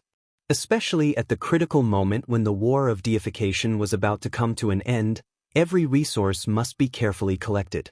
Looking at the flickering light screen, Emperor Haozuan suddenly breathed a deep sigh and said, "Is everything ready?" King Yangshan sighed heavily as well. He put his hands in his sleeves and said in a low voice, "I'm sorry to the ancestors. But everything is ready. All the books, artifacts, buildings, and even the bricks and tiles of the secret palace have been moved." The other kings of the council also stepped forward and told him about the tasks they were responsible for. Everything that could be moved across Yuxiong Plain, including the flowers, plants, and trees in the royal gardens, had been moved. The historic buildings in Liangzhu had also been packed up and sent to the human realm beyond heaven. Now, the great hall in which they were standing was the only intact building in the city. Emperor Haozuan did not speak for a long time. After a long silence, he said with a wry smile, "Just follow the orders of Her Majesty, the sacred emperors, and the sacred emperors. Search carefully again. Take everything that can be taken away, even if you have to dig 100 miles underground. Take away all the prefecture overseers, county governors, city lords, and all the officials of the Diyu clan, as well as their clansmen." Gritting his teeth, Emperor Haozuan said gloomily, "Even if I have to give up this world, I'll let them taste the embarrassment of having no one to use. I'd like to see how much resources Great Wu has to manage the entire human race."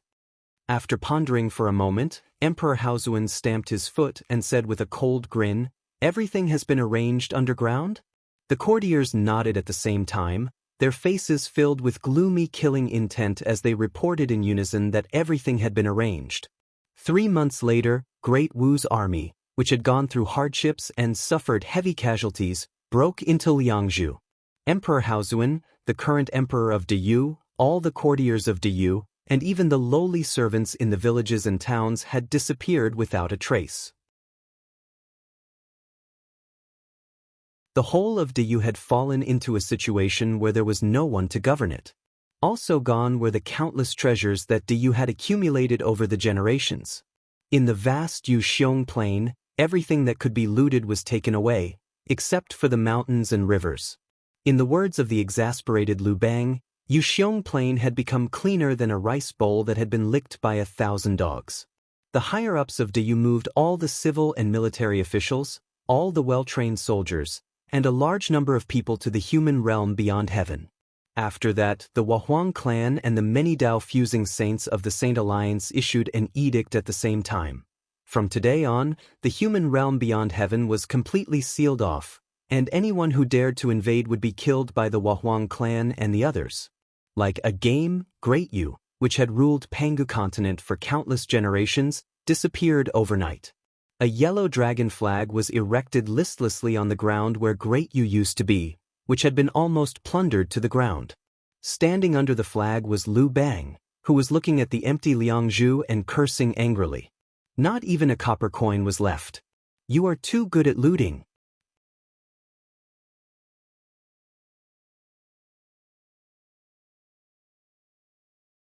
Chapter 11-12. Liangzhu City was as clean as a mirror. Right in the middle of it all was a flagpole that was over 1,000 feet tall, standing upright and full of vigor. A yellow dragon flag was fluttering listlessly on top of the flagpole. Clad in a 9-dragon robe, Liu Bang stood under the flagpole, looking around blankly. Clean, very clean, just like how Liu Bang described a rice bowl that had been licked by 1,000 fierce dogs. Liangzhu City was so clean that not even a grain of sand could be found, not even a blade of grass could be found. The city walls were gone, the buildings were gone, the gardens were gone, and the pots, bowls, ladles, and bowls were all gone. Even the riverbeds of the few rivers that flowed by the city had been dug hundreds of miles deep, and all the precious pearls and jades in the rivers had been dug out. Originally, there were many mountains around Liangzhu, and there were many mines in these mountains with all kinds of rare minerals. Countless rare trees grew in these mines, and for cultivators, a bowl of sap from these rare trees could be used to concoct supreme-grade spirit pills. Under these trees, countless spirit herbs grew naturally. The whole Yuxiong Plain was a great treasure vault. But now, with Liangzhu as the center, except for some mountains and rivers in the south, all the mountains in the east, north, and west had been uprooted and taken away by someone with a mighty divine ability. Of course, none of the mineral veins in the mountains were left, and even the earth veins under the mountains were dug hundreds of miles deep. The soil, which was rich in natural energy and had been purified by the sun and the moon for countless years, had become the best spirit soil, had all been dug away. The whole Yuxiong Plain had sunk 100 miles deep. Except for Liangzhu, which still maintained its original height, the whole Yuxiong Plain had sunk 100 miles deep. Although the soil 100 miles deep was nourished by natural energy, as it had never been illuminated by the sun, the moon, and the stars, it contained a trace of cold energy from the depths of the earth. Therefore, no matter what was planted in it, it would not yield a good harvest within 1,000 years. With his hands clasped behind his back, Lu Bang stood under the flagpole and sighed with great emotion. This method of scraping the land. Back then, I had reincarnated countless times in the mortal world and established hundreds of dynasties. There were also those who were good at scraping the land and plundering the wealth of the people, but scraping 3 feet of the land was the limit. Scraping the ground for 100 miles, is there still any justice in this? Foaming at the corners of his mouth, Lu Bang threw his head back and roared in the direction of human realm beyond heaven. Why don't you take Pangu continent with you too? The sky was cold and silent. No one responded to Lu Bang. The Wahuang clan had already made it clear that the realm beyond Avalon was completely sealed off. If anyone dared to cause trouble, the Wahuang clan would use thunderous methods to annihilate their entire clan. Even if Lu Bang had 10 times the guts of a dog, he would not dare to cause trouble in the realm beyond Avalon. Lu Bang really wanted to cry, but no tears came out. This was completely against the rules. When a new dynasty was established in the mortal world, the treasury of the old dynasty would definitely be taken over by the new dynasty. Most of the officials of the old dynasty would be reactivated by the new dynasty, and the soldiers of the old dynasty would be incorporated into the new army to continue serving the dynasty. Even the concubines and concubines of the old dynasty, if they were devastatingly beautiful, would be enjoyed by the nobles of the new dynasty. Damn it, when have I ever seen such a shameless person? Lu Bang stamped his feet in anger. Well, the 7 Buddhist patriarchs and the 9 Tao patriarchs have gone mad and insisted on carrying out the plan of investiture of gods. Now that you can't stop the great plan of the Buddhist patriarchs and the Daozu, you're just going to run away? Since you've given up the throne of the human emperor, why did you take those worldly possessions with you? Not a single copper coin was left for him, not a single scroll was left, not even a single useful civil or military official was left for him. Damn it! How big is Great Yu's territory? How many provinces, how many counties, and how many people do you have? How many taxes do you levy every year? How many taxes can you collect? How many soldiers can you feed? You should at least leave some information about the state affairs and people's livelihood. Clean, clean, clean. Lu Bang spat out saliva and stomped his feet as he roared, shameless. Really shameless. Did they just leave like that? They took everything they could and left me with this mess? Standing beside Lu Bang, Zhang Liang, Han Exen, Xiao He, and Fan Kuai did not say a word. They, too, rolled their eyes and looked in the direction of the human realm beyond heaven. It was a little outrageous. They had been following Lu Bang for many years, and they had seen countless changes of dynasties in the mortal world. But it was the first time they had seen a dynasty that had scraped the ground hundreds of miles deep, leaving not even a patch of grass behind. In the past, when there was a change of dynasties, they could always make a fortune, but now, they would have to fork out their own money to subsidize the people's livelihood. Zhang Liang and the others exchanged a glance and sighed deeply at the same time. At the thought of what they were going to do next, they felt their heads were swelling, as if their heads were about to explode. They had to quickly survey the territory of Diyu, redraw the administrative regions of Diyu, appoint officials of provinces, counties, cities, and villages, and deploy soldiers to various military locations in Diyu. They had to quickly consolidate power. But when he thought of the policies Diyu had formulated over the years, Zhang Liang wished he could imitate Liu Bang and curse at the sky. In Diyu, except for the sons of the aristocratic clans who could receive all kinds of education, the common people could not even write. They could only obey the guidance of officials and oracles, sowing, harvesting, weaving, or breeding livestock according to the 4 seasons. Now that Emperor Haozuan had fled to the human realm beyond heaven with all the sons of the aristocratic clans in Diyu, it was hard to find anyone who could read in the vast land of Diyu. How could one teach them how to govern a place when they could not even read? They simply did not have the ability. Buddhism League supported the Shizo dynasty, and Tao League supported the Ling dynasty, so the 2 great states had enough backup bureaucrats. But, during the war between the 2 states, most of the officials and generals were killed or wounded, and when Liu Bang rose to power, he only relied on Great Wu's few officials. But how little did Great Wu have? Originally, Great Wu was a small kingdom in outer heavenly realms, but Wu Qi had used some means to accelerate its growth. The officials of Great Wu were more than enough to govern 3 to 5 provinces the size of Diyu. But there were more than 10,000 first-grade provinces in Diyu alone, and there were more than 1 million in the other provinces. How many officials were needed? Zhang Liang was the #1 man in administration and logistics at Liu Bang's side, but when he thought of the mess he had taken over, he had the urge to slit his own throat and commit suicide. According to his calculation, it would take Great Wu 300 to 500 years to cultivate enough bureaucrats to take over the whole Diyu with its national strength alone. A change of dynasty would take 300 to 500 years to cultivate the most basic bureaucratic system? At the thought of this, Zhang Liang felt his throat was filled with the taste of blood. He had seen bullies, but he had never seen anyone like Diyu. A gust of wind blew past the crowd. Liu Bang threw his head back and sighed for a while. Suddenly, his eyes became extremely steady and determined. He threw his head back and laughed. What a blessing from heaven! Great Wu has really replaced Great Yu. The road ahead is full of hardships and twists, but as long as we are of one mind, we will surely make the country rich and the people strong, and let all the people live in peace. Liu Bang applauded and cried out, "Come on! Today is a joyous day. Prepare a banquet quickly, and I'll celebrate with all the immortals."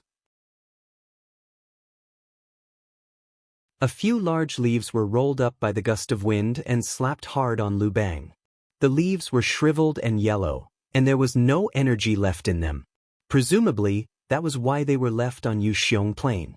The leaves shattered as soon as they touched Liu Bang, turning into many tiny leaves that drifted away in the wind. The crowd was speechless. They stared blankly at the drifting leaves, unable to say a word. How lonely the scene was! Coupled with the city of Liangzhu, which was as clean as a mirror, it did not look like the capital of a country that had just changed dynasties, but a gathering place for countless beggars. Reverend Shojua smacked his lips, waved the horsetail whisk in his hand, and said with a dry smile, "Let's stop the banquet for the time being. Ha ha ha, we can drink wine and celebrate under the sky. Ha, I'm weak and I can't stand the cold. I'd better find a place to shelter from the wind and rain." Shaking his head, Reverend Shojua brought the disciples of Underhand's sect and countless immortals and itinerant cultivators who had pledged allegiance to him and flew straight south. Because Great Wu's army had attacked from there were still some mountains and rivers left on the south side of Liangzhu, and some mansions could still be built there. After Reverend Shojua left, Reverend Yi shook his bald head with a smile and said in a strange voice, "Ox-nosed man is always putting on an act. Hee, I'm a boorish man. Your Majesty, I'll be frank with you. Your capital is in such a dilapidated state, and you don't even have a house, and you still want to celebrate a joyous day? What is there to celebrate? What is there to celebrate? What is there to celebrate? To celebrate that you've got this piece of land that looks like a dilapidated kiln? Shaking his head, Reverend D heaved a long sigh and said, "Damn it! I don't have the appetite to eat wind and drink dew here.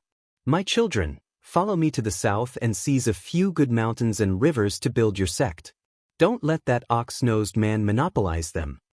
Behind Venerable Dai, the Buddhist cultivators of the Chan Monastery of Great Naga, the immortals and independent cultivators who had pledged allegiance to him, as well as the many demons and monsters he had recruited, let out a great roar at the same time.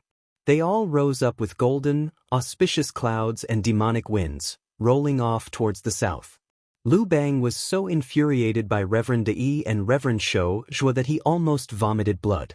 His eyes were wide open as he stared at the clean Liangzhu around him, his hands twitching like chicken claws.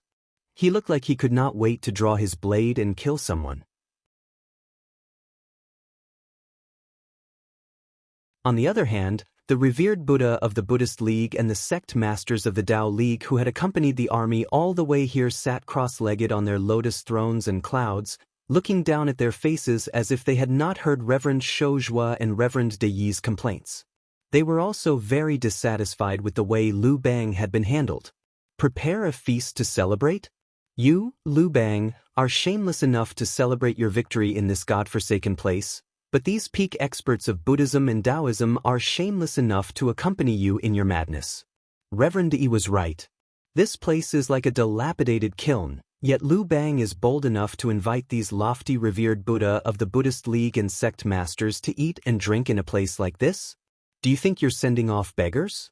If it were not for the fact that Daozu had chosen Liu Bang as the human emperor, these revered Buddha of the Buddhist League and sect masters would have humiliated him a long time ago. Liu Bang glanced gloomily at the revered Buddha of the Buddhist League and sect masters who did not respond to his suggestion at all. He lowered his head helplessly. Set up camp. We'll start rebuilding Liangzhu tomorrow, and then choose an auspicious day to offer sacrifices to the heavens and our ancestors to celebrate us replacing you. You're tuning in to the Passion Pages YouTube channel. We're so grateful for your support, and don't forget to subscribe to join us on this incredible journey through captivating stories. Your generosity through donations truly makes a world of difference, as it's the primary source of revenue that allows me to expand and enhance this channel for you. Thank you from the bottom of my heart for being a part of this adventure.